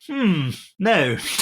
this is an interesting weapon. Do more damage than my Tommy gun. What the hell? And the other thing is, and this time around, okay, I did play on easy levels, so there's probably an element of that. But you can get through the whole game, or I got through the whole game just using the electric and the fire plasmid. Now, yes, there's a few times where it forces you to use the other ones like telekinesis, etc. But generally, like you said, with those, the environmental water and the oil bits, those two plasmids alone can be extremely powerful and, as I said, get you through the game. Ironically, with the themes of this game, and this leads me on to my next kind of mild criticism, is how Ken Levine said that he doesn't like the idea of cutscenes in games. That he very much believes that, as the player, you should be involved in the events, you should be free. The beginning and the end, okay, that's fair play. You're setting up the story. You don't really have to have a cutscene. I know Half-Life 2 kind of has that, where it's mainly told through you navigating the city. But at the same time, there's a lot of moments where, as you said, it's like, you have to take this, especially the fire plasmid, because later on you get stuck in basically an industrial freezer and you have to thaw your way out. And I think that's one of the Sander Cohen missions. It is, I think that's where it starts, yeah. Yeah, you have to melt the people and try and go through. And, I mean, it's a cool idea, but it's like you can't progress the game without doing those things. And one of the things that really baffled me was when there's certain elements where it's like, you're playing the game, haha. And it's like, well, no, not really, because basically what you've done is you've trapped me in a room and you're not really letting me interact with this bit. For example, when, spoilers, you come across where Atlas's family is and then they blow up the bathysphere with them in it, and it's like, oh no, but you're stuck in the VIP box looking down. Like, should I be grabbing popcorn being like, oh no, they are not?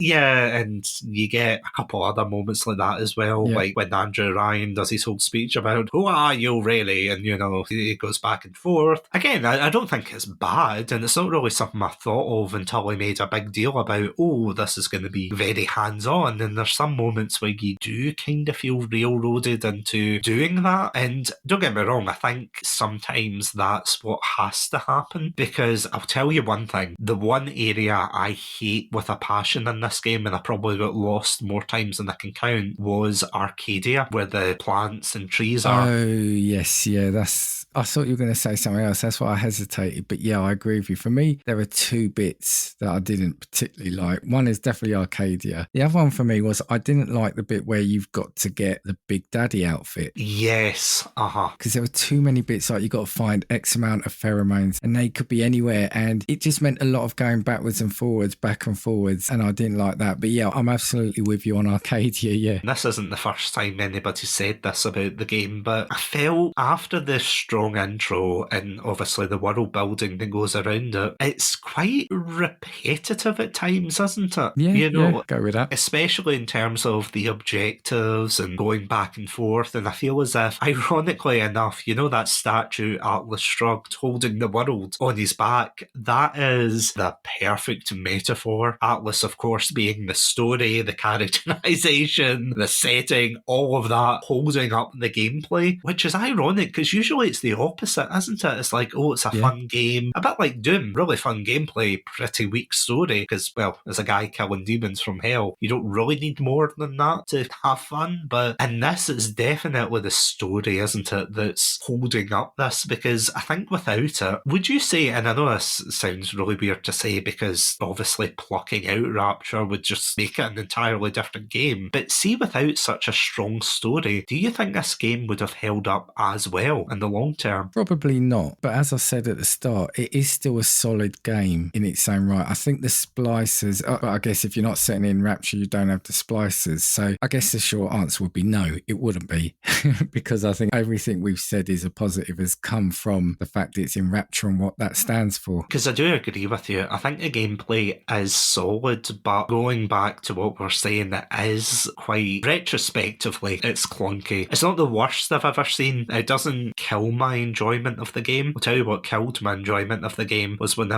was playing the remake on the PC and it decided to crash. Yeah, I said to you, didn't I? I the first two especially have been very glitchy on the Xbox as well. Yeah, I think that's a prominent issue with the remaster, at least on the PC. I don't know why though. It only happened once or twice to me on the PC, but for Bioshock 2, that was a nightmare. It just kept crashing constantly. I completed it and everything, but that was a nightmare because I was sweating. I was like, how much more do I have to play again? Oh god, I don't want to go back. But yeah, although it's clunky, I still think the gameplay as a whole holds up. I wouldn't necessarily call it a fun. I mean, it is a fun experience, but it's not a game I would constantly go back to and be like, woohoo, because I know that I'm going to have to go through Arcadia again. I know I'm going to have to find the Big Daddy suit. I mean, fighting to Fort Frolic, that's probably worth it. What I would say is, so I've played it a number of times, but it is because of the story. But I think the first time you would play it, I think you enjoy the ride because it is new and, you know, all of a sudden, well, I've got to become a Big Daddy. That I've been fighting them the whole game, right? And so I think the first time you go through it, I think it's fine. It's when you then go back to it because you know what you have to do and then you're just then doing it to get to the next story bit, because I think you said it's not like a Doom or it's not like a Call of Duty where it stands solely alone on the gunplays. There's not massive set pieces. So you're just doing it to get to that next story beat. And it's like, oh, yep, I've gone around this corner again. I'm in this garden bit again. I've seen that plant. I'm sure I've seen that plant a number of times already. And I think, so from my mind, yes, I'm calling it a negative, but it's probably only because I've done it so many times. And again, considering all the positives we have brought up for this game, it's actually amazing how that probably is the biggest negative. Yeah, I mean, I've got a couple. Should I just say? And these were me being picky. These were me looking for it. So I said the dual wield. I've said some of the bits were frustrating. Oh, because they repeat it, don't they? When you have to build the EMP bomb at the end, it feels very similar. The harvest save mechanic, I've said, is just not very well done. It's not that it's a criticism, but it could have been better. But the other one, and this is going to be a really silly one, but those splicers aren't half noisy when you're playing it. The screaming and the shouting they do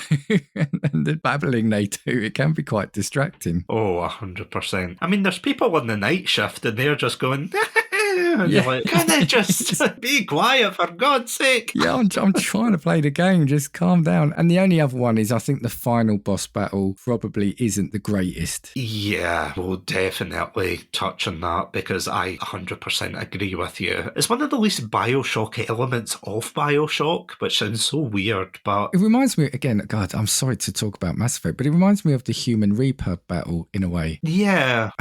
For me, it's got similar vibes. Yeah, because it's one of these things that you don't really expect, and then when you get to the final boss, you're like, oh, that's what we're fighting now. This lovely specimen. Oh, right, okay, right, great. Are you sure? Mr. Levine, did you not miss a step in this? No? No, it's really, really weird. But yeah, I feel as if we have to take the proverbial plasmid gloves off here because, as we were saying before, as soon as you hit Rapture, you are met with, although a beautiful city, of course, on the outset, you're met with nothing but hostility through and through. You're met with splicers that want to kill you, drones that want to gun you down. Everyone who wants to help you is either dead or missing in action in the middle of the ocean. It is a harsh and almost borderline inhospitable environment, not just because it's underwater, but because everything is trying to kill you, from big daddies, as we said, to crazed thespians. I mean, even the first, and this is someone I wanted to really touch on, is J.S. Steinman,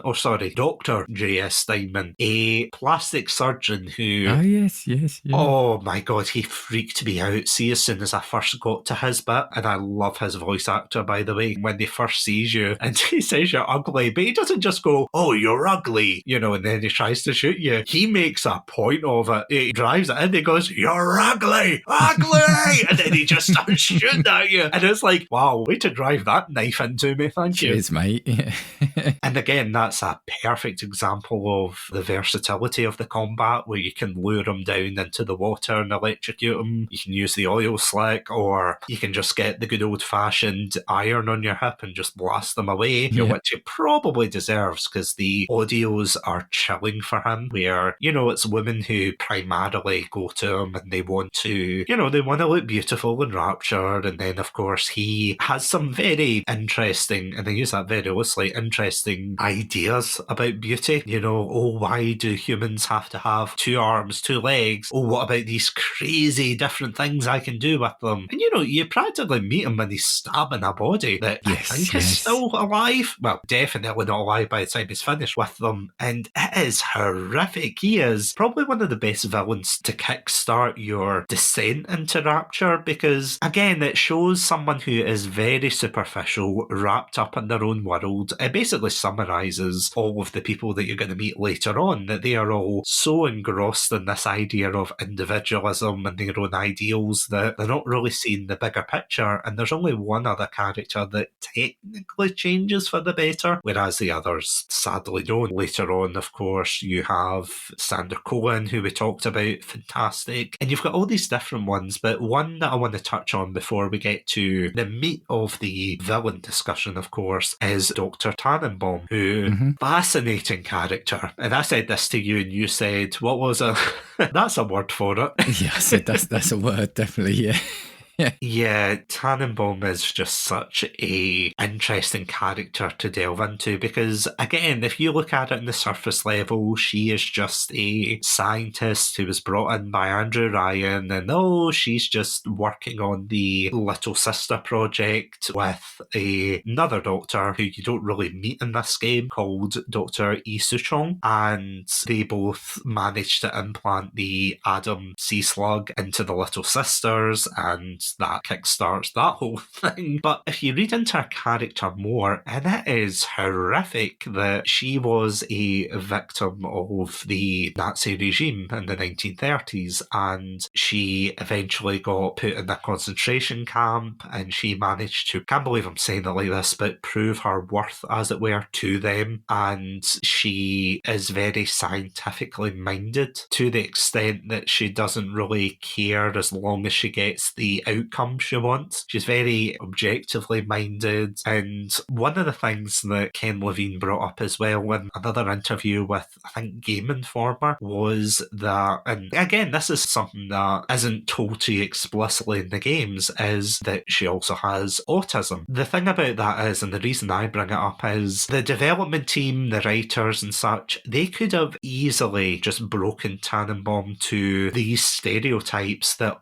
she's Jewish, she was persecuted, she has autism. They could have easily had such a one-dimensional character there and said, this is what makes up this person. When she created the Little Sisters, it's evil. But there is such a complexity to her there that it explains that she is someone who is, again, as I said, objectively driven. She wants to get the results, and I think that's probably why Andrew Ryan, who maybe not by the same regime, of course, but is someone who was also persecuted before he left the Soviet Union to America, is that he wants somebody like that to come to Rapture to say, right, okay, we're going to create this absolute utopia under the sea. And of course, that obviously isn't what happens. But what is fascinating is Tannenbaum is one of the few that actually develops a conscience. And, she is the one that does a complete 180, despite the fact that she has came there purely for her own self-interest to say, yep, sea slug plus little girl, shove them together. Who cares about the parents? Who cares about the emotional fallout? I don't care. Let's get those results, baby. Let's go. Come on. That's the thing, because all you get in the game is she constantly says, she alludes to making atones for what she's done, and she can't make atones for what she's done, but she's just trying to do the right thing now. But it's, as you said, and again, I'll put my hands up, I only really found this out now when I was doing the research for this episode, was the backstory to her. And I was like, wow, again, it's just that extra layer, if you want it, of that exposition for this game, which I think is incredible. Because it's an interesting dynamic that they portray here, that Tannenbaum is one of these characters that has, for the most part, as we know as a character, been oppressed all her life, and then she rises to a position where she has the power, if that makes sense. And again, it's the same with Andrew Ryan, and I think it's like a core theme, isn't it? It's that idea of people who who either have literally been persecuted or feel as if they have been persecuted by the societies they come from, and they decide that we're going to try and make something better than what has been left on the surface. We don't want to live in this world of bloodshed, of persecution, of this absolute horror up there. But ironically enough, by they themselves going to this place without regulation, they have essentially created a society that has replicated this, but just in a worse manner, you know, because you've got Andrew Ryan's secret police going on, you've got them all skewered essentially outside of his office as a warning. That is not, and this might sound like the biggest water is wet statement of this episode, that is not something an intellectual does. That is something severely barbaric, and I think they make a point of that, don't they, that it's a mixture of people like journalists and political dissidents. It's not just people who are physically fighting him, it's people who Andrew Ryan deems as against him, and that is the most dangerous thing, that is someone who for all his life, although he has accumulated his own success in life, is now on the back foot, that he thinks, I'm going to have to do what I've been basically pit against. And it's the same with Tannenbaum, that, she's in a position where she can essentially follow her dreams of science, as it were, you know, without restrictions, without ethical dilemmas, which is something we will shortly be touching on. But, you know, she deals with a lot of that, and it's basically a warning story, isn't it, to the need, I suppose, for certain kind of checks being in place, because without it, that is, I mean, for me personally, I don't know how you feel, but it feels as if that is the core reason that Rapture fell, because there wasn't any checks or real equality in place, because despite the fact Andrew Ryan said this is going to be a utopia, it's going to be a paradise, it's not really, is it? He's put himself as the figurehead of this society, essentially. That's the note I've got. So if we go right back to the start, the whole thing was he was creating a world free from the surface, you know, free from constraint, and people could do what they want. But then he's made himself almost like the king of it, which almost feels against what he's trying to say, you know, with that big statue of him. But then, as you said, as soon as something happens he doesn't like, he's starting to put rules in place. So it quickly, you know, it's almost like, it's my ball, I'm going to take it away if you don't listen to me kind of thing. It's a rapid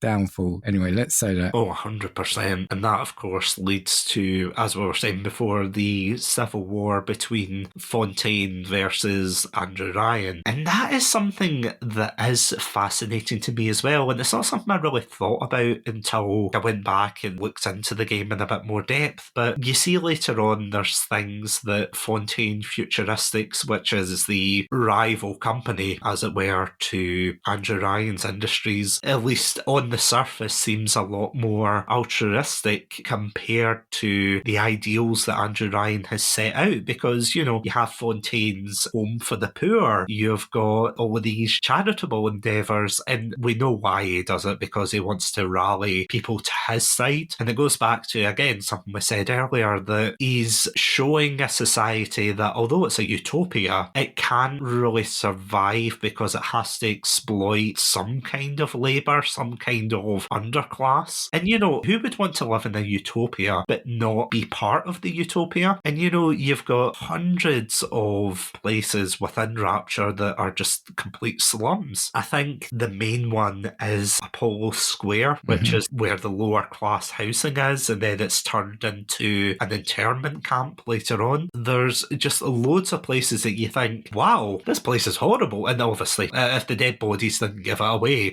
it's the fact that the ones at the top of the chain believe in this ideal that this is paradise. But that actually reminds me of a very particular quote from Star Trek Deep Space Nine, where one of the main characters, Sisko, complains that a lot of his superiors who are back on Earth, they are saying how, you have to do things this way, that way, because it's the Federation way, it's love, peace, and flowers all about, as it were. Yeah. And he says something that has impacted me in more ways than you can imagine. He says something like, the reason that they're saying that is because they live in paradise, and it's so easy to be a saint in paradise. Yeah, there you go. Yeah. And he lives on the fringes of this space that is very hostile. He's dealing with alien threats every week because it's a TV show. So it's every week he's dealing with these threats. But of course, back home, they're judging him for not living up to their ideals, but their ideals do not survive in a harsher environment. And it goes back to that idea of, although you have this upper class that are basically deciding, oh, we are right, this is how you should do things. And I mean, even looking at the bosses in this game, whether it's J.S. Steinman, whether it's Sander Cohen, or even Andrew Ryan as a whole, they're looking down at everybody. There is no way they're looking up or thinking, how do we enrich this society for everyone? They don't want to reinvent the wheel. They want to turn it until they're on top of it. And that is there's many failings of this society, but I feel as if that is the main failing of Rapture. It's a power play, isn't it? Everyone's out for the power play. And of course, there is one character that I feel as if is very fitting to finish off with. And that, of course, is Atlas, who this whole sequence is just probably the reason that people consider this game art, and I am so with them, is, of course, when you finally confront Andrew Ryan with Atlas in tow. And before you get to him, you come across, and this is something interesting as well, because see, if you don't play the audio log, you can miss some really important information. Yeah, 100%, yeah. Which is so fascinating that it leaves you as the player to decide whether or not you want to listen to this and whether or not you want the answers, because you look up at this wall and it's full of pictures of yourself as the player, and the words "would you kindly" scrolled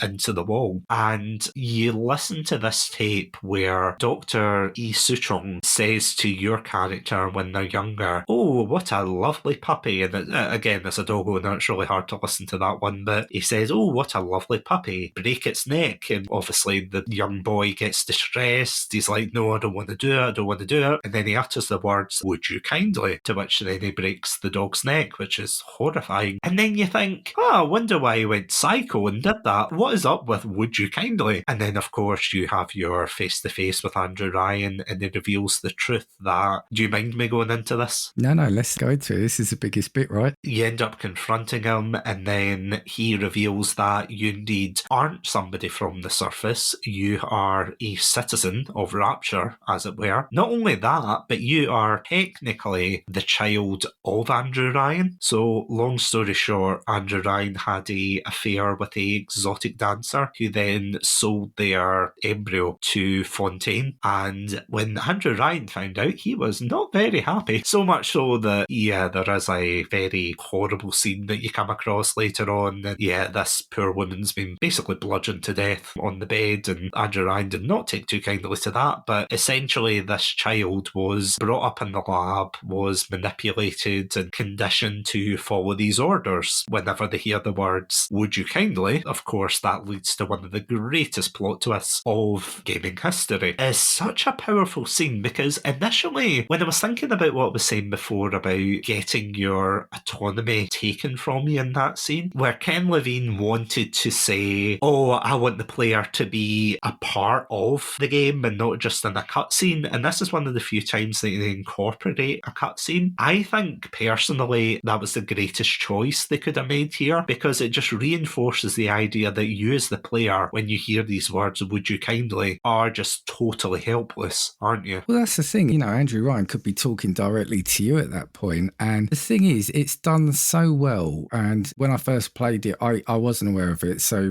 fortunately for me, I didn't know what the spoiler was. But Atlas is played, he's an Irish chap, isn't he? Nice and friendly. He's saying, "would you kindly?" And, you are just doing it because he's saying he needs you to help find his wife and daughter, and he's just asking you to do these things. And you're not even thinking about it. And it's just like in any game, when you then start distilling it down, any game says, go here and get this, go here and do that, go here and kill that person. And it is, when Ryan is saying a man chooses, a slave obeys, it is, like you said, he's talking to you as that game player doing whatever the game is telling telling you, and I think it's a brilliant comparison there, yeah. And it's just so visceral, that whole confrontation, where from a casual player point of view, you might think, oh, that's silly, why did Andrew Ryan do what he did? But he basically gives you the golf club, and this is something I've joked to you a couple of times off recorded, but he gives you the golf club and he says those very powerful 6 words: a man chooses, a slave obeys. He chose to go out on his terms. That was his choice. He died by his motto, didn't he? Because I think to that point, he probably thought that Rapture could be salvaged in some way. There was almost that delusion that, oh, maybe he could get rid of Atlas, maybe he could try to bring back what has already been lost, just the mind of a madman. But yeah, there's almost that last minute lucidity that he says, oh yeah, a man chooses, a slave obeys. And as you said, he goes out in his own terms. He's not wanting to be a victim of Fontaine. He is wanting to be his own man. And that is something, again, it speaks volumes about his character, but that's something he has never wanted to be. He doesn't want to be under the heel of a tyrannical government or an oppressive regime. He doesn't want to be anybody's, his words not mine, he doesn't want to be anybody's slave to their system. He wants to be free, and unfortunately that leads to his very gruesome downfall. It is horrible. It is a horrible scene. Oh yeah, it's absolutely brutal, because you have to sit there and just watch this unfold. You hit him in the face, and even though he's gurgling through the pain, he says, a man chooses, a slave obeys, and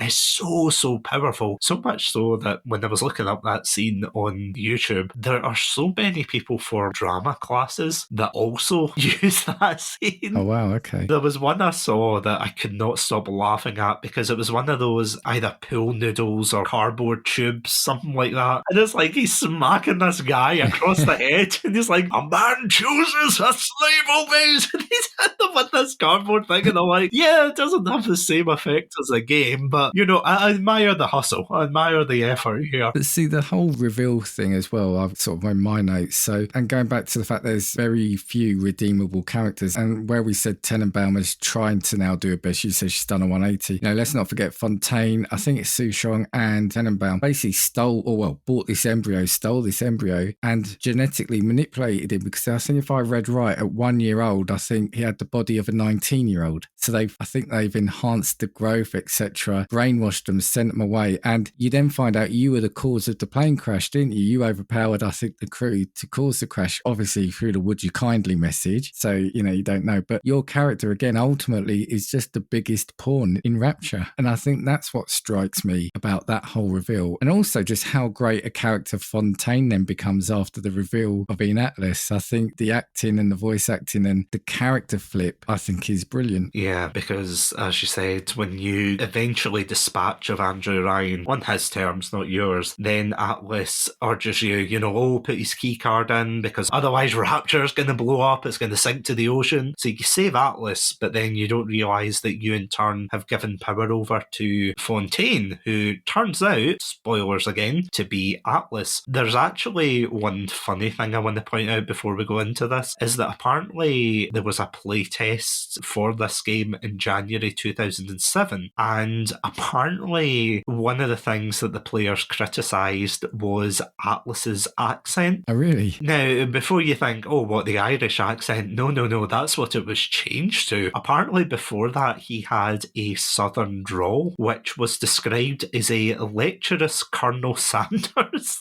Well, that's a description and a half. Yeah, and apparently everybody distrusted him immediately, and I thought that was just so funny, being like, oh, nobody knows he's the villain. It's like, yeah, we immediately know he's the villain, come on now. Because I don't think I would take that as seriously. Hearing, would you kindly put that in, please? Thank you. I was Fontaine the entire time. It's like, yeah, no.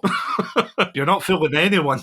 I guess the total difference between an Irish to an American accent is there's a bit more impact there, isn't it? Rather than a regional change, I guess. I mean, I suppose the other way you could look at it is, and I mean, I suppose there was that sense in America as well with racism towards Irish people, but that idea of Atlas having that accent because it's deemed more as, at least compared to Andrew Ryan, as a more working class type person, as the hero to the working class, being like, oh, look, look, it's me, I'm Atlas, as opposed to like a very stiff upper lip Andrew Ryan, going, oh, don't listen to them kind of thing. And I think that is just such a clever twist to begin with, but just such a clever inversion of preying on your humanity. And again, it's that idea of the whole thing that we've been saying about saving the little sisters and being moral in this decaying hellhole, as it were, because you're like, oh, look, I'm being a good person. But because you're being a good person, and I'm not saying this is an argument against being a good person, but because you're doing these for the greater good, as it were, that unfortunately leads to the rise of someone who arguably is worse than Andrew Ryan, because although he died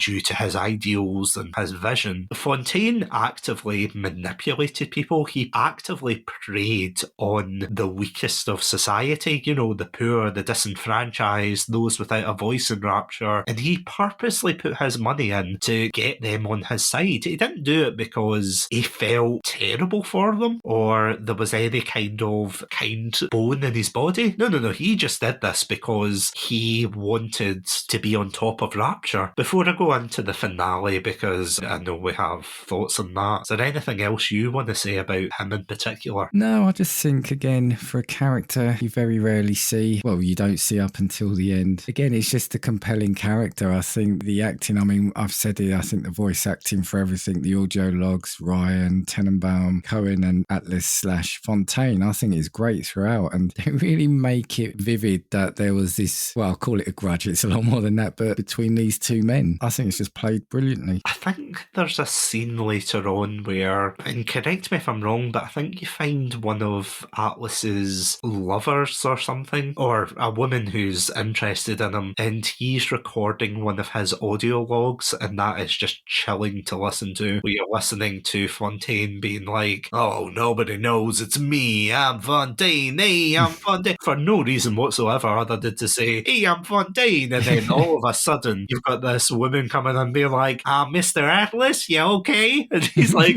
oh, this proves to be a predicament.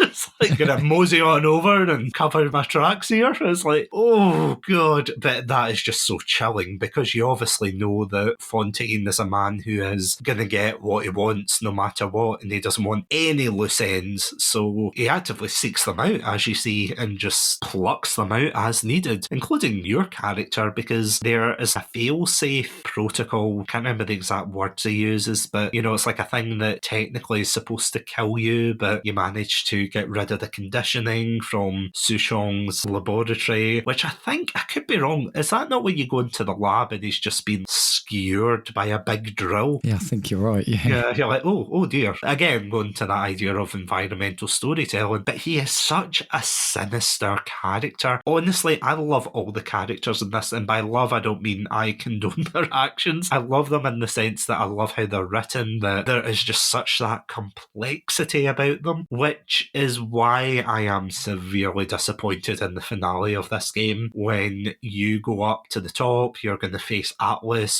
Fontaine, one-on-one, and he has literally turned himself into Atlas, the statue. Yeah. He's literally, I'm like, okay, my nose is missing because that was way too on the nose. I am totally with you. I feel as if that is probably one of the weakest parts of the game. It just turns into a generic boss fight, and it's a disappointing boss fight. Whereas we said this man has built himself up to be this real evil mastermind, with it that human element, and then he turns into this glowing genetic monster, isn't he? Essentially, yeah, because he can use all the plasmids, and it's supposed to be one of these bits where it's like, oh, you now have to use what you've learned throughout the game, whether that's quickly hacking the security sentries or whether that's quickly dispatching splicers with your wrench and things, and again, you have to juggle this and that. I will admit I was guilty because I took out the camera, snapped a couple of pictures.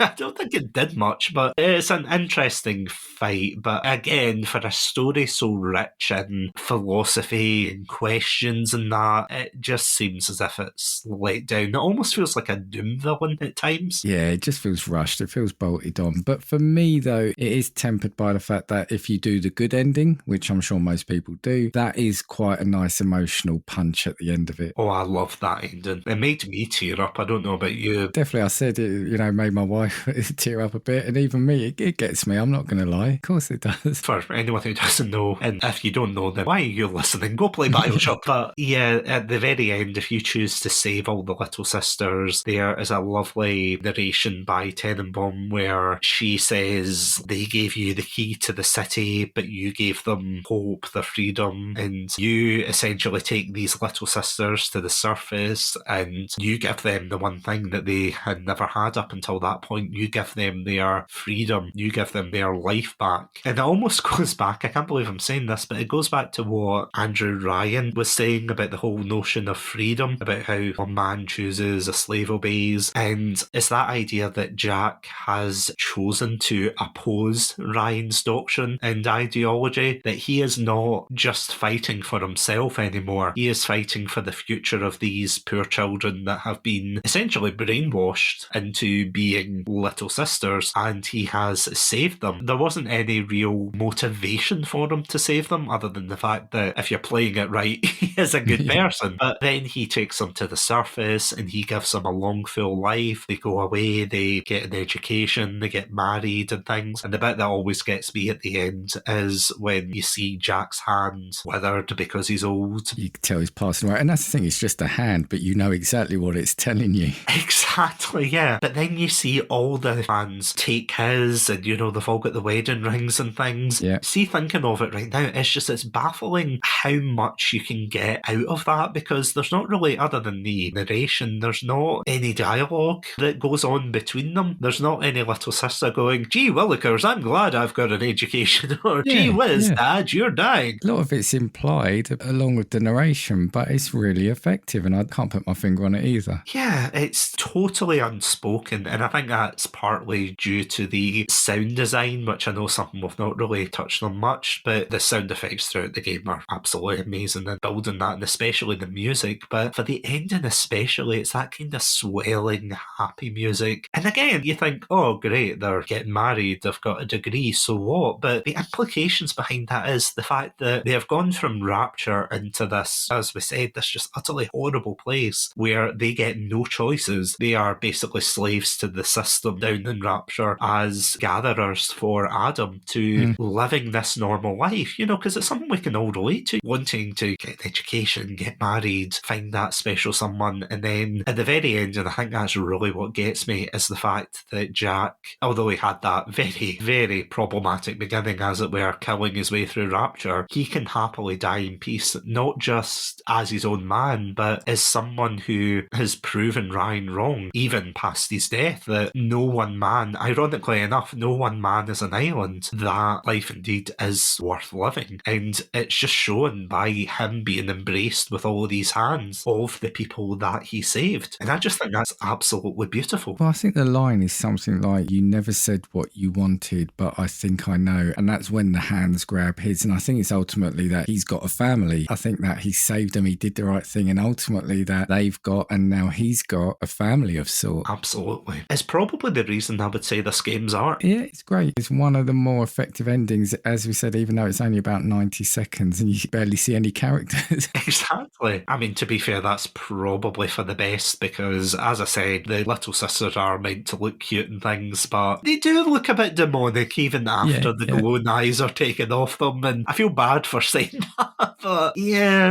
it is interesting the art direction they went for. But again, it was 2007, I can't be too harsh. But genuinely, I think this game stands above so many games of the time, and even nowadays, a lot of the games coming out, that you do see that with a lot of companies, don't you, that they want to try and, not remake, but they want to try and capture the same magic that made Bioshock what it is, didn't they? Yeah, I think so, but I don't think you can. It was very much of its time. Yeah. And yeah, I think all the pieces fell into place for it. As I said, other than a couple of missteps, it did what it did really well. And I think that's really the best way I can sum it up. Because as I said before, and again, I don't want to be too critical because it's an indie game, but Close to the Sun was probably the closest I've ever seen a game take elements from it and try to make it its own thing. And there's bits in that work, bits in it that definitely don't work. It's an interesting thing because for me, I would say similar things would be, because I'm looking at it a different way, I would say it's like what becomes of Edith Finch, because it's the way it makes you feel. For me, it's the way Bioshock makes me feel when I'm playing it rather than gameplay elements. So for me, it's that emotional, that sadness, that is how it makes me feel when I'm playing it. And that's why I would relate it more to a game like that. See, that is an absolutely fantastic point, though. Do you think that, probably going to get absolutely harpoon gunned by the Bioshock community here, do you think that this, and not at the time, but I mean going past it, do you think this could work as a walking simulator type game? I see why you're asking that, and I think yes, it could do. I think it could do. On the basis that silent protagonist, everything's happening around you, everything's being told to you, I think it could do, yeah. Because I was thinking in terms of games like Soma, where, that's more horror-based, and don't get me wrong, it's nothing like Bioshock. The only thing that's similar is you're both under the sea, that's about it. It's like that meme of the guy pointing with his mouth open going, oh, it's just like Bioshock. It's like, no, it's just under the ocean. Not everything under the ocean is Bioshock. Yeah. But at the same time, it's hard to shake off those kind of comparisons. It's a bit like creating a military FPS and not comparing it to like Call of Duty and things like that. It's such a fascinating game, especially from what we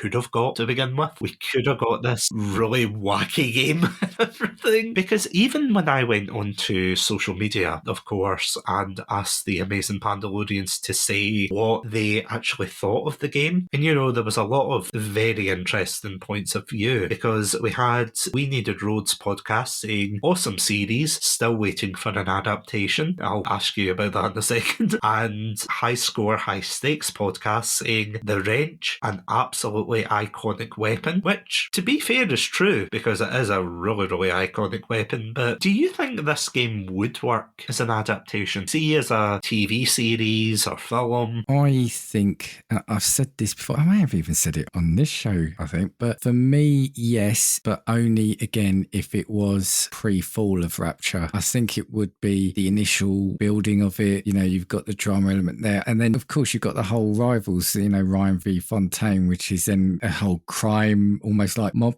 type program. So I think it would, but I think, as crazy as it sounds, I would stay away from the post-fall and the Big Daddy and Little Sister. I think it would work best as a prequel. No, I'm totally with you there, because I feel as if there's only maybe a handful of studios who want to adapt from the games directly, in particular with HBO's The Last of Us just now, which, although controversial in some elements, I feel as if it takes more from the games and is just retelling. Whereas on the flip side, we've got Halo, which is the biggest disappointment in the world. Absolutely hate that show, but again, that's a rant for another day. But again, that takes the world and tries to do its own thing. Again, terribly, but it still tries to do its own thing, God bless it. But the same with Bioshock as well. You kind of think, is it gonna be successful if it copies the same formula? Are they gonna put the CGI budget into Atlas? We might not know. We've said it's all about the characters, and Bioshock 2, which we'll go into next week, there's a lot more. So focus on the characters, not on the game aspect of it, I would say. Because I said to you, I ended up removing Bioshock 2 because it was one bug too many for me last night. But there's a lot more characters you get to meet in that, and let's see the backstory. Let's see them. Let's see what they were doing pre-Rapture. Let's see how they adapted to Rapture. I think you've got a bigger drama there than seeing splicers fighting, because in the end, that's all it's going to be. If you're adapting the game, there's not much you can tell that the game hasn't done brilliantly, and then that might as well, it is going to be a movie, but I would rather see a series where you could get a lot more out of Rapture in its heyday. It will be interesting to see if any studios actually take the franchise, because I know they've talked about it to and fro and saying, maybe not. Well, I saw on Netflix doing a film. Was that confirmed? Because they always seem to pop up every so often and say, yeah, we're doing it, and then it's like, maybe. I'll have a quick look now, but I thought they were still doing it, yeah. I mean, I hope so. It would be interesting if they were. But then again, people would, either way, whether it comes out great or terrible, people would still complain about it, I think. Yeah, no, in February this year, they were saying it's still plodding along. So, yep, it's happening. Ooh, well, hopefully next year we'll have another episode to record. Yeah, DLC to this month, yeah. Exactly, yeah. Only with no time travel shenanigans. And if you don't get that, listen in a couple of weeks. You'll know what we're on about. But on that note, Dan, thank you so much for kicking off Bioshock Month, talking about this absolutely fantastic game. No, absolute pleasure. And I had a difficult choice deciding which one I wanted to do, but I thought I did Mass Effect 3. I think I want to be at the first one of this one, but I could have easily picked 2 or Infinite. Oh no, thank you. Honestly, you've been an absolutely fantastic guest today, and thank you so much for putting up with my rambles. Likewise, yeah. And yeah, just before we wrap up, where can these amazing Pandalorians listening at home find your content? No, firstly, thanks for the invite. But yeah, you can listen to me on a couple of places. You can look for Casting Views was my first show. So that is a general topic one. I will talk about anything and everything. I've had you on for shows that jumped the shark. I think gaming controversies. Oh God, I've had you on a number of times now. But, I've done AI, I've done medical advances. But a new show, Gaming Views, co-hosted with a friend of mine. Yeah, we're taking a look at everything gaming, really. So it's talking points, it's news, and yeah, dives into hardware, etc. So yeah, look for Casting Views and Gaming Views wherever you get your podcasts. And honestly, I cannot reinforce that enough. If you haven't checked out both Casting Views and especially the up-and-coming Gaming Views, please go and listen to it because it's an absolutely fantastic podcast. I'm not just saying that because I've been a guest on Casting Views and I'm angling for an invite on Gaming Views. It'll be on the way. The paperwork's being drafted. Just sent through the bathysphere. So I'll be waiting. But no, honestly, it's a fantastic podcast. Definitely go check it out, guys. But if you would like to listen to more episodes of Bioshock Month, as well as general episodes between Dan and myself, then you can check us out at our website, Satsunami.com, as well as all good podcast apps. I also want to thank our amazing Pandalorian patrons for coming all the way down to PodPack City to listen to this. A huge shout out to RoboticBattleToaster, Sonia, Ghostie, and Cryptic1991. Thank you all so much for supporting the show. But if you would like early access to our episodes, exclusive content, our uncut 10-hour episode of this where we dive into the philosophy of Ayn Rand, for legal reasons that last one's a joke, then you can check us out at patreon.com/Chatsunami. This podcast is of course a proud member of the PodPack Collective. For more information, check us out at our Twitter/X handle at PodPack Collect. Well everyone, that's the end of the first Bioshock Month episode. As always, stay safe, stay awesome, and most importantly, what the hell is that noise? Oh, don't worry about that, Satsu. It's just my PodPack self-destruction button in case we ever got overrun by bots. Why? Why would you have a button like that? Why would you press it when we're still inside the damn city? Relax, Satsu. All I have to do is press this button and it should turn itself off. Now, let's see. It should be somewhere in this bathysphere. Ah, look, he pressed the wrong button again. Oh, and he left me trapped down here.